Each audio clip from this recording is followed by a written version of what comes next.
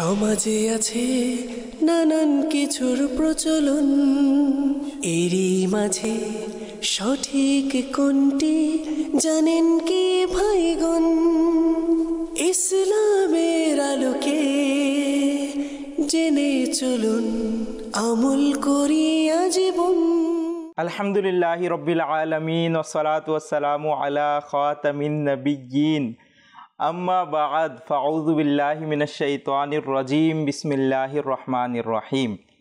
আসসালাতু ওয়াসসালামু আলাইকা ইয়া রাসূলুল্লাহ, আসসালাতু ওয়াসসালামু আলাইকা ইয়া হাবিবাল্লাহ, আসসালাতু ওয়াসসালামু আলাইকা ইয়া নবিয়াল্লাহ ওয়া আলা আলিকা ওয়া সাহাবিকা ইয়া নূরাল্লাহ।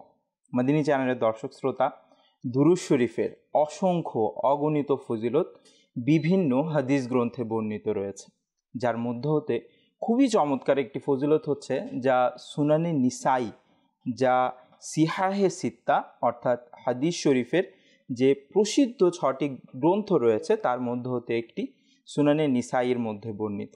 ক্বালা রাসূলুল্লাহি সাল্লাল্লাহু তাআলা আলাইহি ওয়া আলিহি ওয়াসাল্লাম, মান সাল্লা আলাইয়া সালাতান ওয়াহিদাতান সাল্লাল্লাহু আলাইহি আশারুন ওয়া হুত্তাত আনহু আশারু খাতিয়াতিন ওয়া রুফিআত লাহু আশারু দারাজাতিন। সুবহানাল্লাহ। মদিনী চ্যানেলের দর্শক শ্রোতা, প্রিয় নবী রাসূল আরবি সাল্লাল্লাহু তাআলা আলাইহি ওয়া আলিহি ওয়াসাল্লাম ইরশাদ করেন, যে ব্যক্তি আমার উপর একবার দুরূদ শরীফ পাঠ করবে, আল্লাহ তাআলা তার উপর 10টি রহমত অবতীর্ণ করবেন এবং তার 10টি গুনাহ মুছে দেয়া হবে এবং তার 10টি মর্যাদা বাড়িয়ে দেয়া হবে।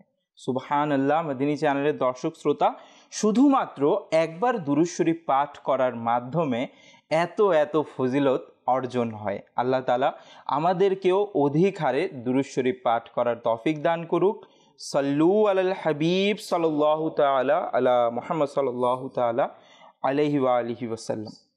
মদিনী চ্যানেলের দর্শক শ্রোতা, আপনাদের সবাইকে অনেক অনেক শুভেচ্ছা ও স্বাগতম। আমাদের অনুষ্ঠান তাহলে সঠিক কোনটি?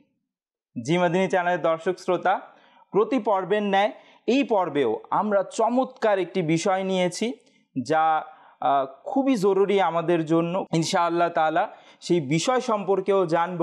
আর আলহামদুলিল্লাহি তাআলা আজকের অনুষ্ঠানে শুধু একজন নয়, বরং দুজন আলোচক মেহমান আমাদের সাথে উপস্থিত রয়েছেন। তো আলহামদুলিল্লাহি তাআলা আমি শুকরিয়া জ্ঞাপন করছি জাকির ভাইয়ের, অনেক অনেক শুকরিয়া আপনি উপস্থিত হয়েছেন। মাশাআল্লাহ। আপনাকে অনেক অনেক ধন্যবাদ, আপনি উপস্থিত হয়েছেন। আপনাকেও ধন্যবাদ। আলহামদুলিল্লাহি তাআলা মদিনী চ্যানেল বাংলার দুজন পরিচিত মুখ এবং জনপ্রিয় আলোচক আলহামদুলিল্লাহি তাআলা আজ আমাদের সাথে রয়েছেন। তো তাদের থেকে আজকের বিষয় সম্পর্কে অনেক কিছু জানবো। এর পূর্বে বরকতের নিয়তে এবং ভালো কিছু শিখার নিয়তে আমির আহলে সুন্নাত দামাত বারাকাতুহুল আলিয়ার জনপ্রিয় অনুষ্ঠান মদিনী মুযাক্কারার একটি শর্ট ক্লিপ রয়েছে, সেটি দেখব এবং তার থেকে কিছু শিক্ষা গ্রহণ করব। জি, ক্লিপটি চালিয়ে দিন।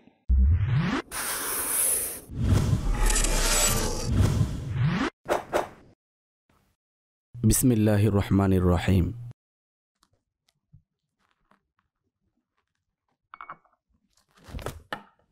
এই জিনিসটিকে তো আপনারা চিনেনই হয়তো। এটি কি? জি, এটি ঝাড়ু। আর এর কাজ পরিষ্কার করা আর সঙ্গে ধুলাই করাও বটে। এছাড়া প্রতিদিনকার দৈনন্দিন জীবনে এর গুরুত্ব তো সবাই জানে। এর দ্বারা প্রতিদিন পরিষ্কার করা হয়। আর বাচ্চাদের এটি দেখে কিছু স্মরণ আসছে? জি, এর দ্বারা কখনো কখনো উত্তম পন্থাও দেয়া হয়। আর পরিষ্কারের পাশাপাশি কখনো কখনো ধুলাইও করা হয়। কি বলেন? এই ঝাড়ুটি নেয়ার আসল উদ্দেশ্য হলো যে কিছু মানুষের মাঝে এবং আমাদের সমাজে এরকম প্রচলন রয়েছে যে যদি কাউকে ঝাড়ু দ্বারা প্রহার করা হয়, অর্থাৎ যদি ঝাড়ু পেটা করা হয় কোনো ব্যক্তিকে, সোজা মারুক বা উল্টো মারুক, তো সেই ব্যক্তির শুকনা রোগে আক্রান্ত হয়। অর্থাৎ সেই ব্যক্তি শুকাতে আরম্ভ করে। সুতরাং এভাবে তো মোটা ব্যক্তিদের সমস্যাই সমাধান হয়ে যাবে। বিশেষ একটি ঝাড়ু রেখে দিন ঘরে এবং ডক্টরের কাছে যাওয়া বন্ধ করে দিন। প্রতিদিন ঝাড়ুর মাধ্যমে ধোলাই করান এবং ওজন কমান। জানবো আমির আহলে সুন্নতের কাছে যে কাউকে ঝাড়ু দ্বারা প্রহার করা হয় তো বাস্তবেই কি শুকনা রোগ অর্থাৎ শরীর শুকিয়ে যায়?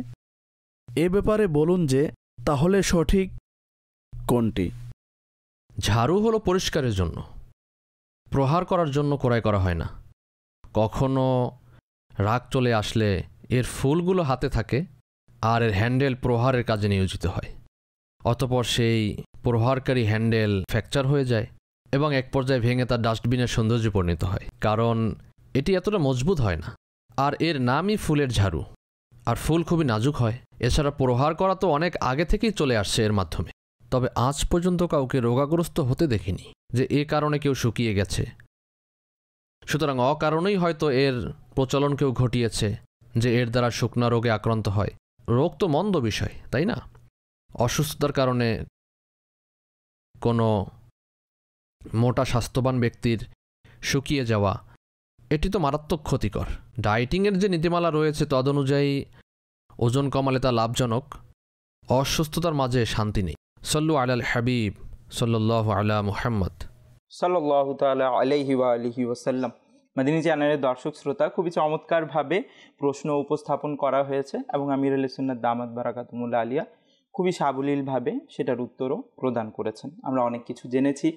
এরই সাথে মাদিনী চ্যানেলের দর্শক শ্রোতা, আজ আমাদের অনুষ্ঠানের বিষয়বস্তু সম্পর্কে, আচ্ছা আমরা ছোট থেকে বড় হই, বিভিন্ন সময় বিভিন্ন রকম আমাদের কাজ দেয়া হয়, বিভিন্ন দায়িত্ব দেয়া হয়। যেমন ছোট যখন ঘরে থাকি কখনো বাজার থেকে কিছু নিয়ে আসার জন্য দেয়া হয়, কখনো মাঝে মাঝে কোনো কিছু পরিষ্কার করার জন্য, পরিচ্ছন্ন করার জন্য দায়িত্ব দেয়া হয়। এরকমভাবে যখন আমরা কোনো বিদ্যালয়ে, কোনো শিক্ষা প্রতিষ্ঠানে ভর্তি হই, তারপর সেখানেও আমাদের বিভিন্ন রকম দায়িত্ব থাকে। কেউ ক্লাস ক্যাপ্টেন হলে তার আলাদা আলাদা দায়িত্ব থাকে। তারপর আমরা যখন পেশা নিয়োজিত হই তখনও আমাদের নির্দিষ্ট কিছু দায়িত্ব থাকে। এছাড়াও আমাদের পারিবারিক পর্যায়ে, পরিবারের পর্যায়ে, ঘরের পর্যায়ে, তারপর এলাকা পর্যায়ে, তারপর দেশের পর্যায়ে, তারপর নাগরিক হিসেবেও কিন্তু আমাদের অনেক দায়িত্ব রয়েছে। কিন্তু কেন জানি যদি কোনো কিছু আমাদেরকে, কারণ সব কিছুর দায়িত্ব যেমন জব ডিসক্রিপশন যেটা দেয়া হয় সেটার মতো তো সব কিছু আমাদের কাছে পরিষ্কার না যে এটা কার দায়িত্ব। যেখানে জব করি সেখান থেকেই তো আমরা ডিসক্রিপশনটা পাই, তো সেটা আমাদের জন্য পরিষ্কার। কিন্তু এমনিতেও নাগরিক হিসাবে পরিবারের এলাকাইভাবে, এলাকা পর্যায়ে আমাদের অনেকগুলো দায়িত্ব রয়েছে, তো সেগুলো আমাদের কাছে পরিষ্কার না। তো আজকেই এই অনুষ্ঠানের মাধ্যমে দুজন বিজ্ঞ আলোচকের মাধ্যমে আমরা ইনশাআল্লাহ তাআলা এই ব্যাপারটা ইনশাআল্লাহ তাআলা জানবো যে তাহলে দায়িত্ব কার। মাঝে মাঝে আমরা বলি যে এটা কি আমার দায়িত্ব নাকি, ওটা কি আমার দায়িত্ব নাকি, এটা সে করেনি কেন, এটা তো আমি শুধু করলে হবে কি না। তো আমরা ইনশাআল্লাহ তাআলা আজকের এই আলোচনার মাধ্যমে এই সবগুলো প্রশ্ন যা আমাদের মনে উদিত হয় এবং মাঝে মাঝে আমরা আপত্তির সুরে বা বিভিন্নভাবে বিরক্ত হয়েও করে ফেলি, সেই সম্পর্কে ইনশাআল্লাহ তাআলা আমরা জানব।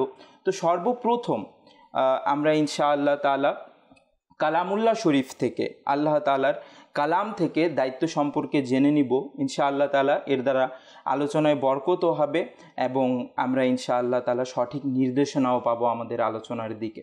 জি, সর্বপ্রথম জাকির ভাইয়ের দিকে আসব। আচ্ছা, দায়িত্ব সম্পর্কে আমরা সচরাচর সবাই বুঝি যে দায়িত্ব কি বা কেমন। কোনো কাজ দিলে আমার উপর দায়িত্ব থাকলে সেটা আমাকে করতেও হবে, পরবর্তীতে আমাকে সেটার ব্যাপারে জিজ্ঞাসাও করা হবে। সাধারণ জ্ঞানে আমরা যতটুকু বুঝি, দায়িত্ব সম্পর্কে কোরআনে কি এসেছে?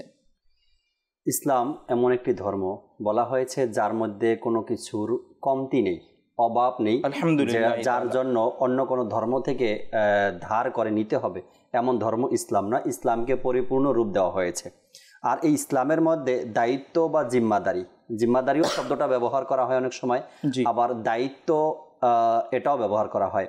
কোরআনে পাকের মধ্যে আল্লাহ তাবারক ওয়া তাআলা ইরশাদ করেছেন তোমাদের সবাইকে নিজ নিজ জায়গাতেই দায়িত্ব দিয়ে পাঠানো হয়েছে। এখন সেটা হোক নিজের ঘরের, নিজের পরিবারের, নিজের সমাজের, নিজের দেশের বা যে কোনো প্রতিষ্ঠানের দায়িত্ব আল্লাহ বলেছেন তোমাদেরকে সবাইকে নিজ নিজ স্থানেই দায়িত্ব দিয়েই তোমাদেরকে পাঠানো হয়েছে। আচ্ছা, আমি যদি ঘরে থাকি তাহলে পরিবার পর্যায়ে আমার পরিবারের পর্যায়ে আমার দায়িত্ব, আমি একজন জিম্মাদার, এলাকায় অবস্থান করছি সেইভাবে আমি দায়িত্বশীল, আমার দায়িত্বশীল অবস্থায় আমাকে দায়িত্ব পালন করতে হয়। আমি দেশের নাগরিক, এই দেশে আমি থাকি, এই দেশে আমার জন্ম, এই দেশের প্রতিও আমার অনেকগুলো দায়িত্ব। এটাও আমি বলতে পারি আমি একজন দায়িত্বশীল নাগরিক, আমি যেই দেশে বসবাস করছি। এরপরে আল্লাহ তাবারক ওয়া তাআলা যে কোরআনে পাকের মধ্যে ইরশাদ করলেন তোমরা নিজ নিজ জায়গাতে সবাই জিম্মাদার, সবাই দায়িত্ববান। তো যেখানে নবী পাক সাল্লাল্লাহু তাআলা আলাইহি ওয়াসাল্লাম ইরশাদ করেছেন কাল কিয়ামতের ময়দানে আমার থেকে, আপনার থেকে, আমাদের সবার থেকে আমাদেরকে যে দায়িত্ব দেওয়া হয়েছে, জিম্মাদারি দেওয়া হয়েছে, এ সম্পর্কে হিসাব কাল কিয়ামতের ময়দানে আমাদের থেকে নেওয়া হবে। আমাদের দায়িত্বটাও ঠিক এভাবেই পালন করা উচিত। যে ভিডিওটা আপনি একটু আগে দর্শককে দেখালেন খুবই চমৎকার এক ভিডিও এবং প্রশ্ন খুব সুন্দর, আর উত্তরও কেবলা শাইখে তরিকাত আমির আহলে সুন্নাত খুব চমৎকার দিয়েছেন। এখানেও কিন্তু কিছু দায়িত্ব রয়ে গেছে জুনাইদ ভাই। এই যে ভিডিওটা দেখানো হয়েছে, ঝাড়ু দিয়ে যদি কাউকে মারা হয় তাকে শুকনার রোগে ধরা হয়, এবং আমির আহলে সুন্নাত বললেন এই মারার রীতি অনেক আগে থেকেই আসছে, কিন্তু আজও পর্যন্ত কাউকে শুকনার রোগে ধরেছে দেখা যায়নি। তাহলে এই দায়িত্ব কার? এই যে কুসংস্কার মানুষ ঘরে ঘরে পৌঁছে দিচ্ছে বা জনে জনে পৌঁছে দিচ্ছে, এই কুসংস্কার থেকে বাঁচানোর দায়িত্ব কার? এটাও একটা প্রশ্ন কিন্তু থেকে যায়। এই যে শুধু ঝাড়ুর বিষয় না, আরো হয়তো আপনার অনুষ্ঠানে অসংখ্য টপিকস নিয়ে আপনি আলোচনা করছেন যেগুলো এমন কুসংস্কার। তো এই কুসংস্কার থেকে দাওয়াত দিয়ে মানুষকে ফিরানোর দায়িত্ব কার? আমার? যদি আমি মনে করি হ্যাঁ আমার, তবে আমার। আর যদি মনে করি না এ দায়িত্ব আমি কেন নিতে যাব, আমার কেন হতে যাবে, আল্লাহ তাবারক ওয়া তাআলা কোরআনেই বলছেন তোমরা নিজ নিজ জায়গা থেকে সবাই জিম্মাদার, সবাই দায়িত্ববান একজন ব্যক্তি। সেই জায়গা থেকে আমি যখন আমার ঘরের মহিলাদেরকে শুনি যে সে কোনো কুসংস্কার নিয়ে নিচ্ছে, ঝাড়ুর কথাই বলি না কেন, আজকে যে ভিডিও দেখালেন ঝাড়ু দিয়ে মারা হচ্ছে, তো বলা হচ্ছে এখানে মারা ঠিক না। আমি বলছি না যে ঠিক আছে, মারা ঠিক নয়, কিন্তু মারার পরে যে কুসংস্কারটা বলা হয় বা একটা বাড়তি কথা বলা হয়, রোগ হয় বা সে কখনো স্বাস্থ্যবান হবে না, এই মানুষদেরকে এই কুসংস্কার থেকে বের করে আনবে, এই দায়িত্বটা কার? অবশ্যই বলতে হবে এই দায়িত্বটা আমার। আমি যখন আজকে জানতে পারলাম তো দায়িত্বটা আমার, আর আমি যখন সঠিকভাবে দায়িত্বটা পালন করব তখন এই সাধারণ মানুষের মধ্যে কুসংস্কার আর আসতে পারবে না, তারা আর বলবে না, কমপক্ষে এই গুনাহ থেকে নিজেকে নিজেরা বাঁচিয়ে রাখবে। দায়িত্ববান একজন ব্যক্তির কাছে জুনাইদ ভাই, জি, যদি দায়িত্ববান সে হয়ে থাকে বা দায়িত্ব যদি সে নিয়ে থাকে, তাহলে দায়িত্ব কার? জিম্মাদারি কার? যদি কোনো ব্যক্তি দায়িত্ববান হিসেবে দায়িত্ব পালন করে থাকে তবে সে নিজেও হিফাজত এবং তার পরিবার পরিজনও তার কাছে নিরাপত্তায় থাকবে এবং সমাজ এবং দেশ তার কাছে নিরাপত্তায় থাকবে। আর যদি দায়িত্ববান ব্যক্তি দায়িত্ব সঠিকভাবে পালন করতে না পারে, এক তো নিজেই নিজের কাছে হিফাজতে নেই, কেননা নিজের না আমল নিয়ে তার দায়িত্ববোধ আছে, না তার আমল নিয়ে, না ইমান নিয়ে, না পরিবার পরিজন নিয়ে, কোনো বিষয় নিয়েই তার দায়িত্বের কোনো চিন্তা ভাবনা তার কাছে নেই।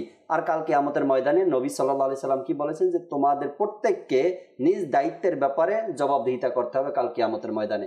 এখানে আমার নিজের আমলের ব্যাপারে, আমার নিজের ইবাদতের ব্যাপারে, আমার পরিবার পরিজনের ব্যাপারে এবং আমার পাড়া প্রতিবেশীর ব্যাপারে, আমার দেশের ব্যাপারে বিস্তারিত আলোচনার সুযোগ যদি দেন ইনশাআল্লাহ তাবারাক ওয়া তাআলা এই বিষয়গুলো নিয়ে আরো আলোচনা করার ইচ্ছা আছে।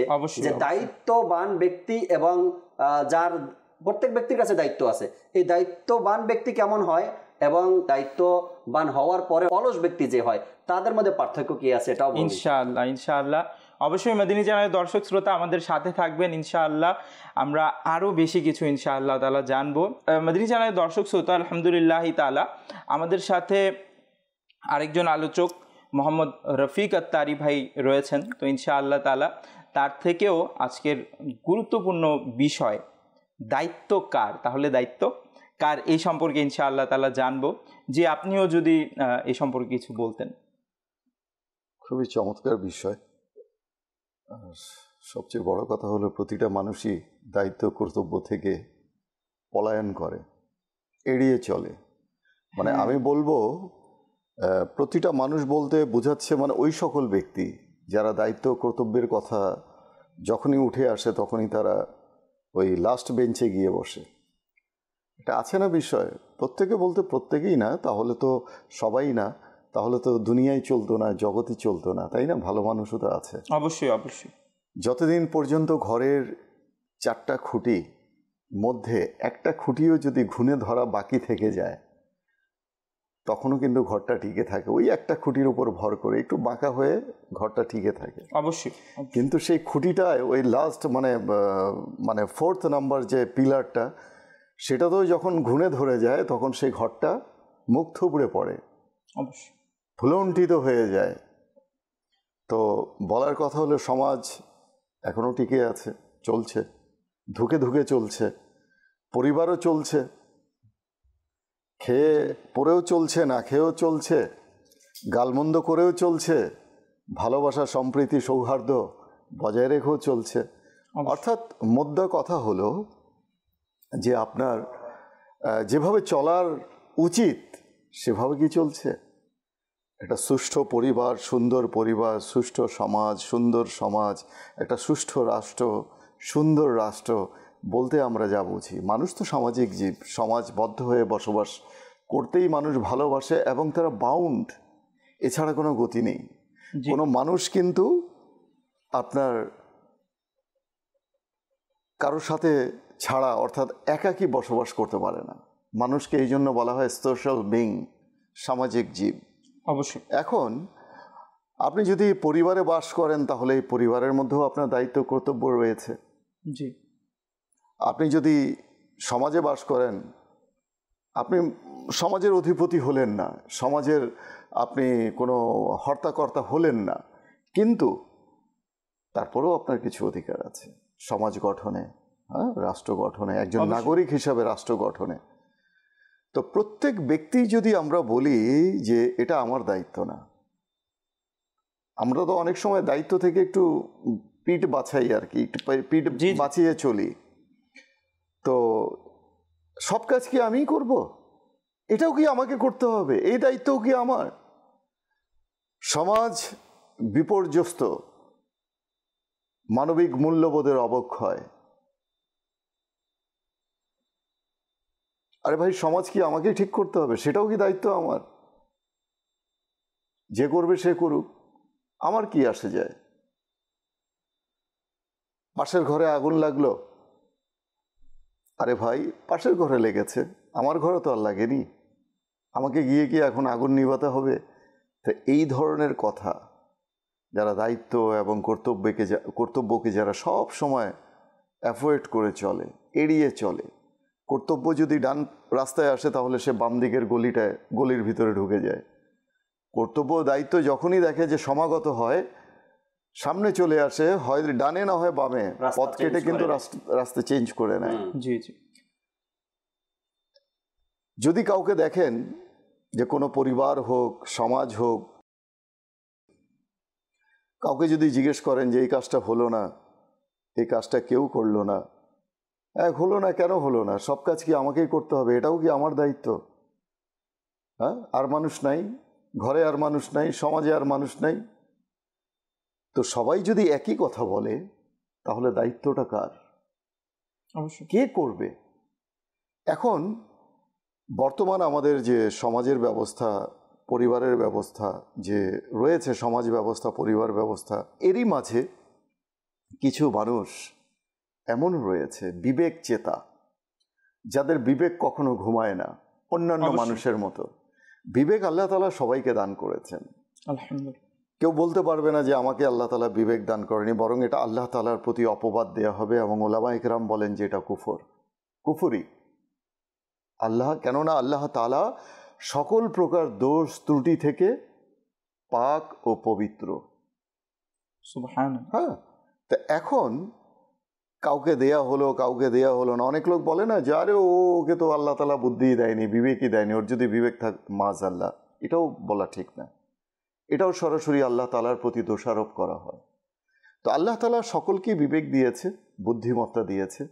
কেউ সেটা খরচ করে চলে, কেউ সেটাকে জমিয়ে রাখে, ঘুম পাড়িয়ে রাখে, যে বিবেক তুমি ঘুমাও, আমি আমার কাজ করি। হ্যাঁ, কেননা বিবেক যদি জাগ্রত থাকে তাহলে তো অনেক কাজ আমাকে করতে হবে, এটাও করতে হবে, ওটাও করতে হবে। রাস্তায় কলার খোসা পড়ে আছে, সেটাও সরাতে হবে। ম্যান হোলের ঢাকনা কেউ চুরি করে নিয়ে গেছে, আরে ভাই এই দায়িত্বও কি আমার? হ্যাঁ, ম্যান হোলের ঢাকনা আমি ঢেকে রাখতে হবে, এটা একটা কিন্তু বোকামি। যদি আপনি না ঢাকেন, আজকে আপনি ম্যান হোলের ঢাকনা ঢাকতে গিয়ে আপনি নিজের দায়িত্ব থেকে আপনি নিজের মুখ ঢেকে রেখেছেন, কালকে এমনও হতে পারে সেই ম্যানহোলের মধ্যে আপনার কোনো প্রিয় মানুষ, হোক সে আপনার সন্তান, হোক সে আপনার বোন, হোক সে আপনার বুড়ি মা, বৃদ্ধ বাবা, সে হয়তো সেই ম্যানহোলের মধ্যেই ডুবে পড়বে, ডুবে মরে যাবে। তখন আপনি কি বলবেন? হায় আফসোস, আমি যদি আগে জানতাম তাহলে এই ম্যানহোলের ঢাকনাটা অন্তত নাও ঢাকতে পারলে আমি সেখানে একটা খুঁটি গেড়ে দিয়ে লাল পতাকা সেখানে আমি কি করতাম, ঝুলিয়ে রাখতাম, একটা লাল কাপড় বেঁধে দিতাম, মানুষ যেন সতর্ক হয়ে চলে। অবশ্যই। অর্থাৎ ঘটনা ঘটে যাওয়ার পর তখন কিন্তু মানুষের অনুশোচনা এবং আক্ষেপ ছাড়া কিছুই, দায়িত্ববান মনে হয় নিজে, তখন মনে হয় যে আমার দায়িত্ব ছিল কিন্তু আমি করিনি। অবশ্যই, একবার যেমনটি কোনো কিছু ঘটে গেলে পরে মানুষ আফসোস করে, যেমনটি আপনি বললেন আর কি। এখন যদি কেউ আল্লাহ না করুক কারো প্রিয়জন যদি পড়ে যায়, তখন এখন বসে বসে ভাবছি যে কেউ কি পারেনি সেখানে কিছু একটা রেখে দিতে, কেউ কি পারেনি এমন কোনো কিছু রাখতে যেটা মানুষকে সতর্ক করবে। তো এখন আমি বসে বসে চিন্তা করছি, কিন্তু সেই পরিস্থিতিতে যদি আমি থাকতাম তো আমি মনে করতাম না, এটা তো আমার দায়িত্ব না এখানে ঠিক করা বা সতর্ক করা মানুষকে। দেখেন, দায়িত্ববোধ যে আছে, কর্তব্য যে রয়েছে, আচ্ছা আমরা সবাই যে মানে কমপ্লিট রেসপন্সিবল বা কমপ্লিট আমরা ডিউটিফুল এমনটা না। প্রত্যেকটা মানুষের মধ্যে ল্যাকিং থাকে, জি জি, একটু না একটু ঘাটতি থাকে। 100% কেউ কিন্তু রেসপন্সিবিলিটি বিয়ার করতে পারে না, কোথাও না কোথাও কোনো ঘাটতি থাকে। আমারও আছে, আপনারও আছে, জাকির ভাইয়েরও আছে, সবারই আছে। কেউ এটাকে ডিনাই করতে পারবে না যে আমি ফুলফিল পারফেক্ট। মানুষের মধ্যে একমাত্র ফুলফিল পারফেক্ট হচ্ছেন আম্বিয়া কেরাম, আর সবচেয়ে যিনি একেবারে কমপ্লিটলি নিখুঁত মানুষ, যার মধ্যে কোনো খুঁত নেই, স্বর্ণের মধ্যে খাদ আছে কিন্তু আল্লাহর নবীর চরিত্রের মধ্যে কোনো খাদ নেই, কোনো খুঁত নেই, নিখুঁত, একমাত্র পারফেক্ট ব্যক্তিত্ব হচ্ছে, পার্সোনালিটি হচ্ছে আপনার আমার প্রিয় নবী সাল্লাল্লাহু আলাইহি ওয়াসাল্লাম। তিনি তার সম্পূর্ণ কমপ্লিট দায়িত্ব কর্তব্য তিনি পালন করে দিয়ে গেছেন। তাই তো ইসলামের নাম হয়েছে ফুল কোড অফ লাইফ। নাহলে ফুল কোড অফ লাইফ কেন বলা হবে? পূর্ণাঙ্গ জীবন বিধান, এটাকে আংশিক জীবন বিধান কেন বলা হলো না? কেন? আল্লাহর নবী সম্পূর্ণ দায়িত্ব পালন করে গেছেন, কোনো দায়িত্ব কারোর জন্য রেখে যাননি। এখন আমাদের দায়িত্ব কি? তাই বলে কি আমাদের দায়িত্ব ফুরিয়ে গেছে? না। কোরআনে আল্লাহ তাআলা কি ঘোষণা করেছেন? ও আনফুসাকুম ওয়া আহলিকুম নার, যে তুমি তোমার নিজেকে এবং তোমার পরিবারবর্গকে সেই আগুন থেকে বাঁচাও যার ইন্ধন মানুষ আর পাথর। হ্যাঁ, অবশ্যই। আপনার পরিবারে আপনার সন্তান নামাজ পড়ছে না, জি, আপনার সন্তান ফজরের নামাজ কাজা করছে, আপনার সন্তান কোরআন শিখেছে কিন্তু তেলাওয়াত করতে পারছে না। এখন স্বামী স্ত্রীতে গুতুগুতি হয়, মারামারি হয়, লাঠালাঠি হয়। আচ্ছা, এটাও কি আমার দায়িত্ব? সন্তানকে ফজরের সময় ঘুম থেকে আমি ওঠো, কেন তুমি ওঠাতে পারো না? কোরআন তেলাওয়াত করছে না, আচ্ছা এটাও কি আমাকে বলতে হবে? স্বামী স্ত্রীকে, স্ত্রী স্বামীকে, এই যে একটা মানে আমরা তো মনে করি সাধারণত শুধু গেম খেলার, বাচ্চাদের আরেকটা গেম আছে, সেটা হচ্ছে ব্লেম গেম, অর্থাৎ একে অপরের প্রতি কাদা ছোড়া, দোষ চাপানো। হ্যাঁ, আমি জাকির ভাইকে বলছি, আর ভাই এটা তো আপনার দোষ, আপনি করলেই তো পারতেন। জাকির ভাই বলছে, রফিক ভাই সবই কি আমার কাজ? আপনি কি এটা করতে পারতেন না? আপনার কি দোষ নেই? এই যে মানে ব্লেম গেম, এটাও একটা গেম। এখন এই গেমের কারণে একটা পরিবার ধ্বংস হতে পারে, একটা সমাজ ধ্বংস হতে পারে, একটা রাষ্ট্র পিছিয়ে যেতে পারে। রাষ্ট্রের মধ্যেও রয়েছে বড় বড় কর্মকর্তা, সবাই রয়েছেন, আল্লাহ তাআলা সবাইকে বুঝদান করুক, হেদায়েত দান করুক, সবাই হয়তো নিজের দায়িত্ব পালন করছেন, কিন্তু তারও মাঝে অনেক প্রশ্ন থেকে যায়, অনেক কথা থেকে যায়। আর সবচেয়ে বড় কথা, আমরা রাষ্ট্রের দিকে আঙুল তুলি। সবার আগে আমি নিজের দিকটা তো দেখি। আমি যে একটা পরিবারের কর্মকর্তা, আমি তো আমার ঘরের প্রধানমন্ত্রী, আমিও আমার ঘরের প্রেসিডেন্ট। আমার ঘর কি সব ঠিকঠাক মতো চলছে? দেখি আমি আমার সন্তানকে যেভাবে লালন পালন করার কথা, আমার স্ত্রীকে যেভাবে পরিবার পর্দার মধ্যে রাখার কথা, আমার স্ত্রীকে যেভাবে ভরণ পোষণ করার কথা, তার 5টা জিনিস তার পূর্ণ করে দেওয়ার দায়িত্ব, জি, সেটাকে আমি করতে পারছি? Just ask your conscience. অবশ্যই আমাকে বলতে হবে না, আপনাকে বলতে হবে না, নিজের বিবেককে প্রশ্ন করি। অবশ্যই মাদানী চ্যানেলের দর্শক শ্রোতা, হ্যাঁ, আমাদেরকে এই ব্যাপারগুলো নিয়ে অবশ্যই ভাবতে হবে। একটু চিন্তা করি, একটি রাষ্ট্র, একটি সিস্টেম এবং আমাদের মাধ্যমেই গঠিত। তো আমরা যা করব সেটাই রাষ্ট্রের ফেস হবে। এই রাষ্ট্র তো কত সুন্দর, আল্লাহ তাআলা কত নিয়ামত দিয়েছে আমাদেরকে, আমাদের প্রিয় মাতৃভূমি বাংলাদেশে। কত শস্য শ্যামল সবুজে ঘেরা আমাদের মাতৃভূমি বাংলাদেশ।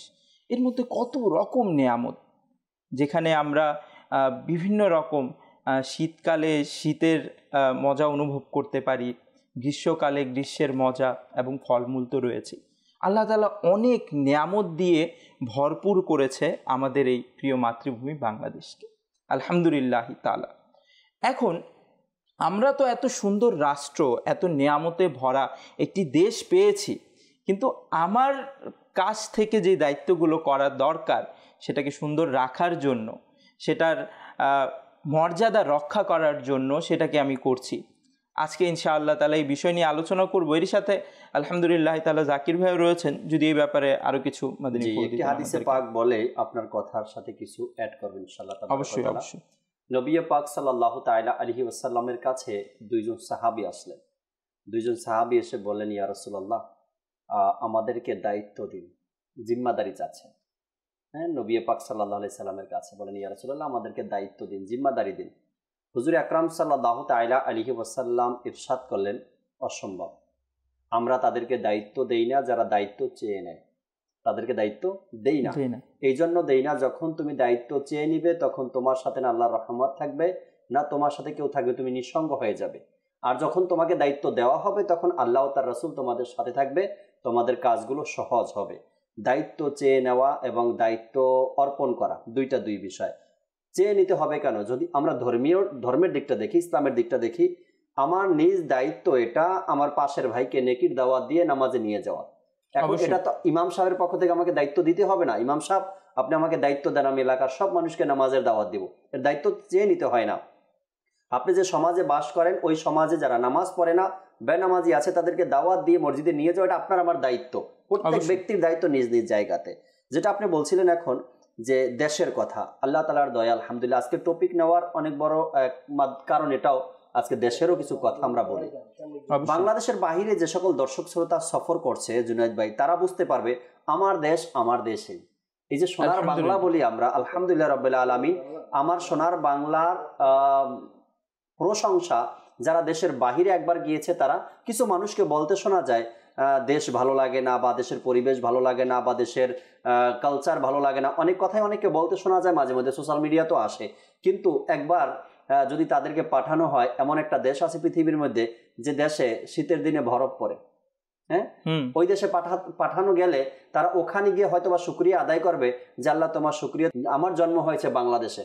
এমন দেশ আছে যে দেশে শীতের মৌসুম আসেই না, গরমই গরম গরমই গরম গরমই গরম এমন আসে। আমি একটা রাষ্ট্রের মধ্যে সফর করেছি, 48 থেকে 50 ডিগ্রি ছিল গরম, তাপমাত্রা এত ছিল। যখন গাড়িতে সফর করতাম, তো গাড়ি থেকে নামার ইচ্ছা ছিল না অন্তরে, যে নামবো না, গাড়ির ভিতরে ঠিক আছে, আমি এসি লাগানো ছিল, গাড়ির ভিতরে ঠিক আছে, নামতে আর ইচ্ছা হচ্ছে না। ওই দেশের মধ্যেই হয়তো বা আধা ঘন্টার রাস্তা, এই আধা ঘন্টা পরে আবার এমন একটা এলাকার মধ্যে পৌঁছে গেলাম যেখানে গাড়ি থেকে বের হতে ঠান্ডা লাগতেছিল, শীতে কাঁপুনি চলে আসতেছিল। আমার দেশ এমন একটা দেশ, আল্লাহ তাআলার দেশ, 6 ঋতুর দেশ। এই দেশের প্রশংসা করে শেষ করা যাবে না।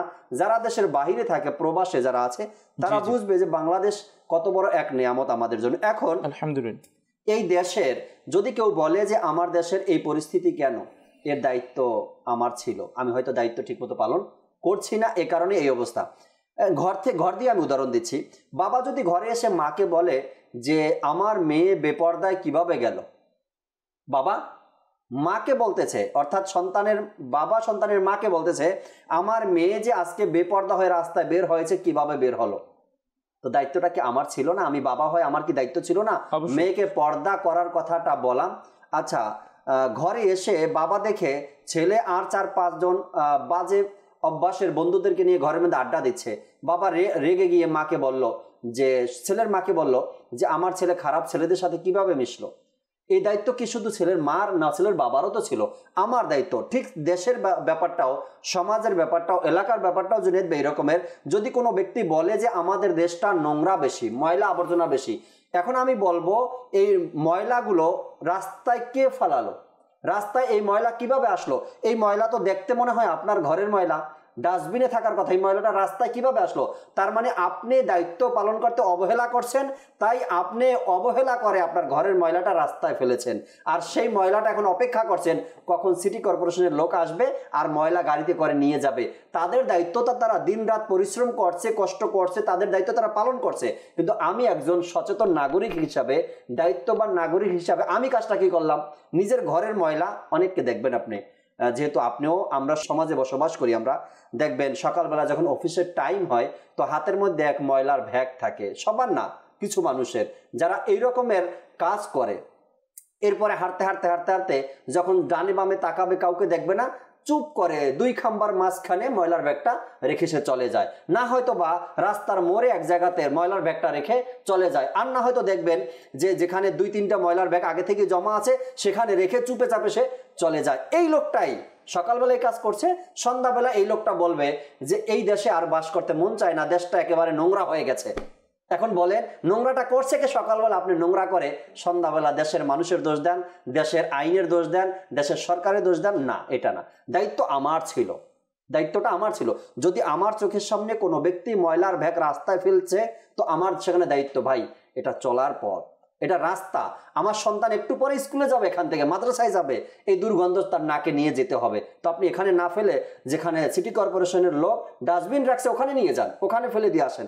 আমরা তাকে তো বলবো দূরের কথা, আমি নিজেই তো এই কাজের সাথে জড়িত, এই কাজ। আচ্ছা, ঢাকা শহরে যদি আজকাল আমরা ময়লা আলাকে ময়লা দিয়ে হয়তো 150 টাকা মাসে বিল দিতে হয়, তার জন্য এটা করছি আমরা। 150 টাকা বাঁচানোর জন্য ময়লা আলাকে ময়লা না দিয়ে আমরা নিজ হাতে গিয়ে ময়লা রাস্তায় ফেলে দিয়ে আসছি। আপনি যান এখান থেকে, আমরা সায়দাবাদে আছি, যাত্রাবাড়ি পর্যন্ত যাবেন, কয়েকটা ব্যাগ বাজবে ময়লার রাস্তার মধ্যে ফেলে দিয়ে গেছে। কে করলো? ওই দায়িত্ববান লোকেরা যারা নিজের দায়িত্বের ব্যাপারে কথা বলে যে এই দেশটা এমন হয়ে গেছে। না, অন্যের দায়িত্বের ব্যাপারে কথা বলে, নিজের দায়িত্বের কোনো খবরই এখানে নেই। একটি হাস্যকর ব্যাপার এটিও যে কেউ চায়ের টঙে বসে আছে, দোকানে বসে আছে, বসে বসে ধূমপান করছে আর বলছে ঢাকার পরিস্থিতি ভালো না, বায়ু অনেক দূষিত হয়ে গেছে, এই বায়ু দূষণ কি হবে আমাদের। হ্যাঁ, তো খুবই হাস্যকর একটি ব্যাপার যে এটা কি করছি, আমি নিজে বায়ু দূষণ করছি। দায়িত্ববান লোক কেমন আমরা? হ্যাঁ, দায়িত্বের কথা বলছি, বসে বসে ধূমপান করছি, হ্যাঁ, যেটা দিয়ে অন্য কারো সমস্যা হতে পারে, কারো ক্যান্সার হতে পারে, কখনো কখনো যানবাহনের মধ্যে, কখনো কখনো রাস্তাঘাটে, কখনো কখনো যে কোনো জায়গায় বসে, কে যাচ্ছে কে আসতেছে, এমনও তো হতে পারে কোনো প্রেগনেন্ট মহিলা যেতে পারে, তার জন্য এই বায়ুটা কত ক্ষতিকর। এটা তো অনেক দূরের কথা, অনেক ঊর্ধ্বের কথা, মানে আপনি অনেক উপরে চলে গেছেন। সমাজে মানুষ, এই যে আমরা সামাজিক কথা নিয়ে আলোচনা করছি, পরিবারের কথা নিয়ে আলোচনা করছি, পরিবারের ব্যক্তিগত জীবনেই আমাদের কত সমস্যা, আমরা সেই সমস্যাগুলোকে প্রতিদিন এড়িয়ে চলি। তো এই দায়িত্ব এবং কর্তব্যগুলো পালন করতে গিয়ে নিজের পিঠ বাঁচাচ্ছি, কিন্তু তার মধ্যেও আশার আলো হচ্ছে সমাজে এমনও কিছু মানুষ আছে। আল্লাহ, জাকির ভাই বললেন যে ব্যাগ নিয়ে আস্তে করে ময়লাটা রেখে চলে যায়। শিশু মানে পটি করেছে, ওই ডায়পারটা কি করে আস্তে করে ফেলে দিয়ে চলে যায়। মানে আসলে মাদানী চ্যানেল তো প্রত্যেকটা বিষয়গুলোকে আগে চিহ্নিত করে তারপর সেই কথাগুলো বলে। আমাদের ভিতরে একজন চিকিৎসক যদি কোনো মানুষের তার ডিজিজটাকে যদি ডায়াগনোসিস করতে না পারে, আইডেন্টিফাই করতে না পারে, তাহলে তার ট্রিটমেন্টটা করবে কি করে? সমাজে সবাই যদি এই কাজটা করে, ওই যে কথাটা বললাম যে পাশের ঘরে আগুন লেগেছে তাতে আমার কি, আমার ঘরে তো লাগেনি, আরে ভাই আপনার ঘরে লাগতে কতক্ষণ লাগতে, আপনি কিসের অপেক্ষা করছেন? যখন আপনার ঘর পুড়ে যাবে তখন আপনি কি বলবেন? এই যে বিষয়টা, তো আমি বলছিলাম যে যেটা জাকির ভাই বললেন যে এমন কিছু মানুষ আছে যারা, তো তাদেরই মাঝে এমনও কিছু মানুষ আছে যারা খালি ব্যাগ নিয়ে বের হয়। রাস্তার মধ্যে কোনো বোতল থাকলে কোনো কলার খোসা থাকলে ওটা নিয়ে বিবেক চেতা মানুষ, এই ধরনের মানুষকে বলা হয় চেঞ্জ এজেন্ট। এটা হচ্ছে সফট স্কিলের ভাষায়, সফট স্কিলের ভাষায় বলা হয় এই ধরনের মানুষকে চেঞ্জ এজেন্ট। আর এরা কি বলে জানেন? This responsibility is mine, this duty is mine, I am the responsible only for this incident. এই ঘটনার জন্য আমিই দায়ী। যে অন্যকে কখনো দায়ী করবে না, সে কখনো কাউকে কোনো রাষ্ট্রের কথা বলবে না যে রাষ্ট্র আজকে কি করছে, রাষ্ট্রের মানুষ আজকে, সে বলবে না, না এর জন্য আমি দায়ী, আমার দায়িত্ব রয়েছে, আমার কর্তব্য রয়েছে। আমার কি দায়িত্ব, আমার কি কর্তব্য নাগরিক হিসেবে, আমি কতটুকু আমার দায়িত্ব কর্তব্য পালন করছি। আজকে কি শুধু সরকারেরই দায়িত্ব? না, একজন সরকার আপনি যদি বলেন ব্যক্তি তাও ঠিক আছে, আপনি যদি বলেন একটা কি বলবো পরিষদ তাও ঠিক আছে, একটা ক্যাবিনেট। কিন্তু কথা হলো যে প্রত্যেকটা মানুষ, আমরা নিজের পরিবারকেই যখন কন্ট্রোল করতে পারি না, একটা দেশকে কন্ট্রোল করা তো আরো কঠিন। কিন্তু আমরা আঙুল উঠাতে দ্বিধাবোধ করি না, অন্যের দোষ ত্রুটি, অন্যের ভুলটা খুব সহসাই আমাদের চোখে পড়ে। দেশে কিন্তু সবকিছুই আছে, আমি আমার দায়িত্ব থেকে কি করছি। রাস্তার মধ্যে কলা খেলাম, খোসাটা ফেলে দিলাম। আচ্ছা, অনেকে আবার দেখে বসে বসে, দেখি কয়জন পড়ে এখানে। যেমন একটা ঘটনা মনে পড়ে গেল যে এক ব্যক্তি ওই ম্যানহোলের ঢাকনাটা যে কোনো কারণে ভেঙে গেছে, তো সেটাকে আরেকটু পাড়া দিয়ে ভেঙে, সেটা ঠিক না করে আরেকটু পাড়া দিয়ে ভেঙে, বলা হয়েছে example is better then precept, দৃষ্টান্ত উপদেশ অপেক্ষা উত্তম, এই জন্য বলা হচ্ছে। সেখানে বসে বসে সে গণনা করছে।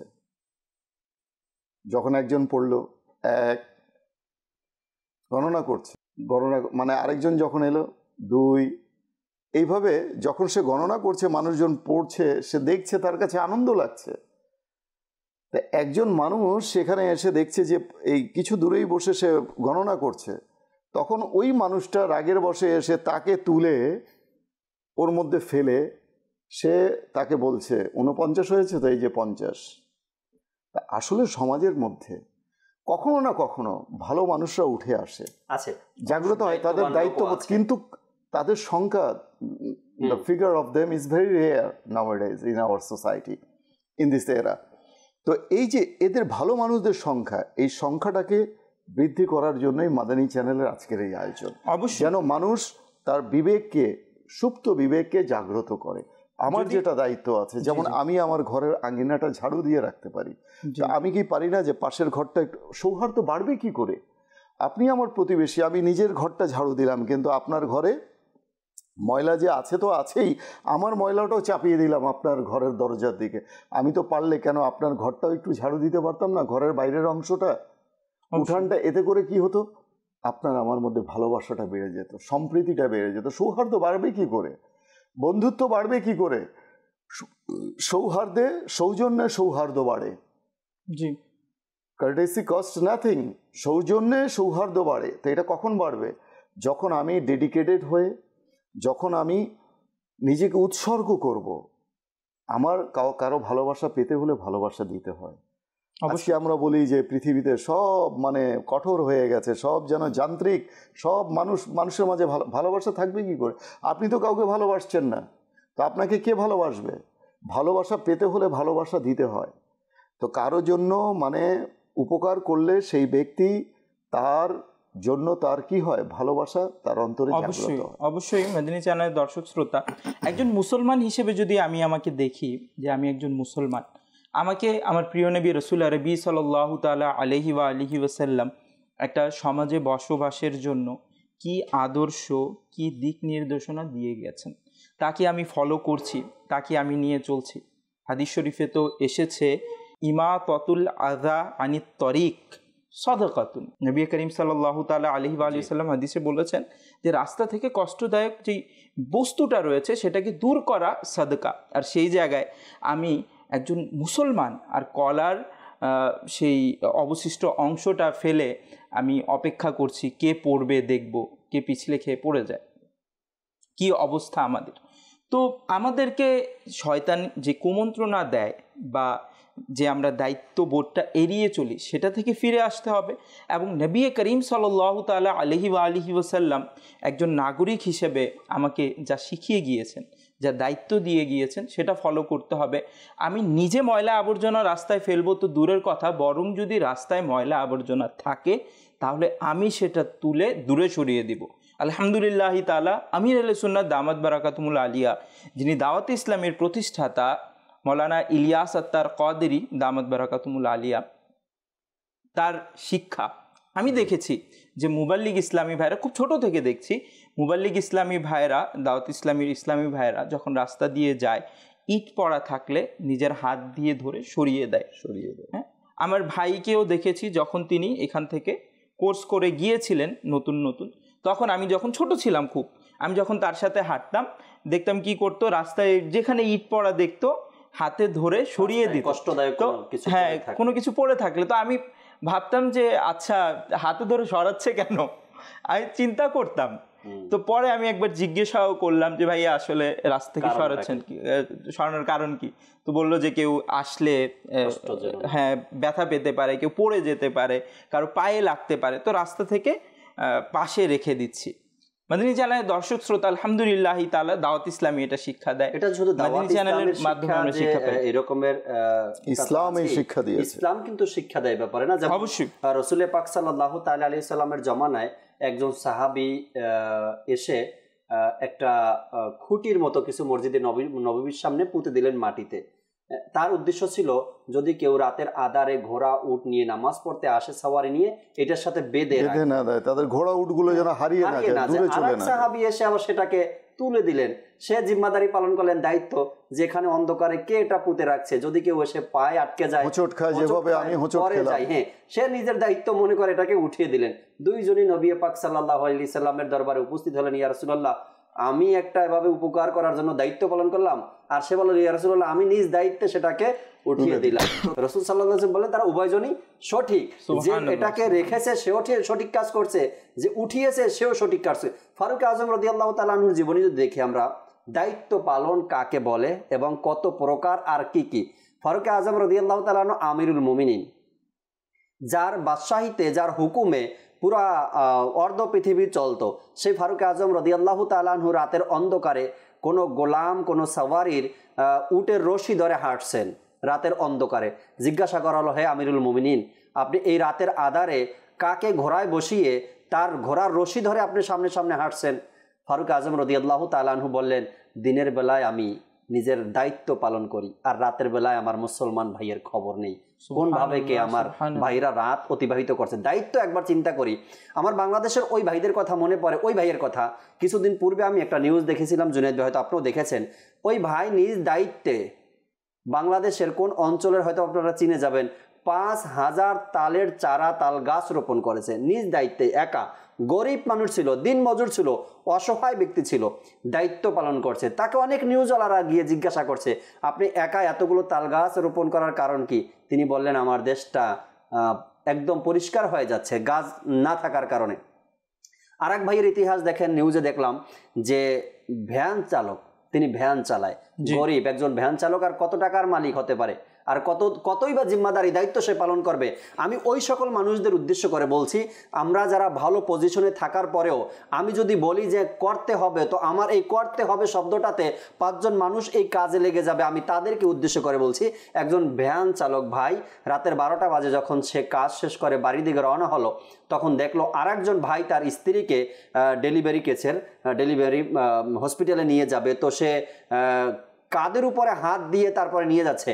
ওই ড্রাইভারওয়ালা নিজের দায়িত্ব পালন করলেন, তিনি বললেন কি আপনার বাচ্চার মাকে আমার ভ্যানের উপরে উঠিয়ে দেন, আপনি পাশে বসেন, আমি এক টানে আপনাকে হসপিটালে নিয়ে যাই। দায়িত্ব কিভাবে পালন করে। একজন সিএনজিওয়ালাকে দেখলাম, তার সিএনজির সামনে লেখা আছে ইয়েতিম অসহায় মাদ্রাসার ছাত্রদের জন্য ফ্রি চলবে এই গাড়ি। একজন রিক্সাওয়ালাকে দেখলাম, সে লিখে রাখছেন বয়স্ক লোকদের জন্য, বৃদ্ধ যারা চলতে পারে না তাদের জন্য আমার রিক্সা ফ্রি। এক হোটেলের সামনে লেখা দেখলাম দিন মজুরদের জন্য সপ্তাহে 1 দিন আমার হোটেল ফ্রি। এই তো দায়িত্ববান ব্যক্তি। আজ আমরা আমাদের কাছে আছে, অর্থ আছে, সময় আছে, ক্ষমতা আছে, সবকিছু আছে, কিন্তু দায়িত্ব পালনে আমরা অবহেলা।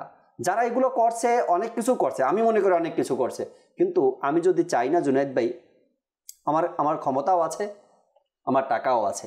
আমি যদি চাই আজকে যে আমার এরিয়াটাকে পরিষ্কার পরিচ্ছন্ন রাখবো, শুধু আমি একটু হুকুম করব আর কিছু অর্থ ব্যয় করব, মানুষদেরকে সাথে নিয়ে নেমে যাব রোডের মধ্যে, রোড পরিষ্কার।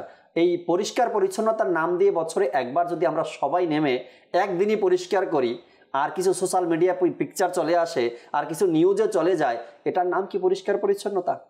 না না, 12 মাস আর কোনো খবর নেই, শুধু একদিন দিবস পালন করেই হয়ে যায়। কেউ বলছিলেন কি মা দিবস একদিন পালন করেই মায়ের দায়িত্ব থেকে কেউ অবসর নিতে পারবে না, 12 মাসই মায়ের খবরাখবর নিতে হবে, দায়িত্ব পালন করতে হবে। তো দায়িত্ব এমন একটা জায়গা, এমন একটা বিষয়, আমানতও বলা হয়েছে, দায়িত্বকে আমানত বলা হয়েছে।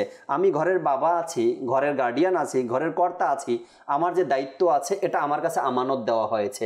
ঠিক আপনি যে সমাজপতি আছেন, যে সমাজের দেখাশোনা আপনি করতেছেন বা দায়িত্ব আপনি নিয়েছেন, এটাও কিন্তু আমানত। আজকাল এই দায়িত্বের মধ্যেও আবার কিছু কারচুপি চলে, হয়তো বা বুঝে গেছেন, দর্শকও বুঝে গেছে, দায়িত্বের নামে কারচুপি চলে।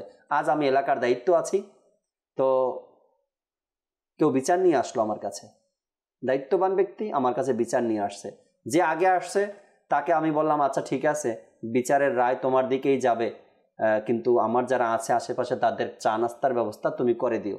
সে 5,000 টাকা, চা নাস্তা করতে তাদের 5,000 টাকা লাগে, দায়িত্ব পালন করছি আমরা।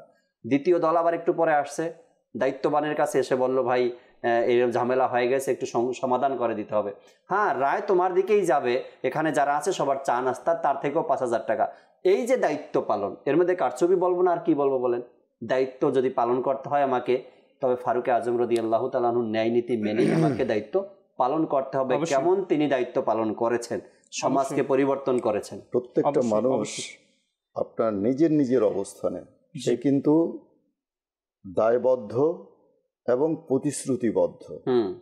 আগে প্রশ্ন জাগে কে তাকে দায়িত্ব দিল, কার কাছে সে দায়বদ্ধ, কার কাছে সে প্রতিশ্রুতি দিয়েছে, কার কাছে সে প্রতিশ্রুতিবদ্ধ, একটা প্রশ্ন ওঠে।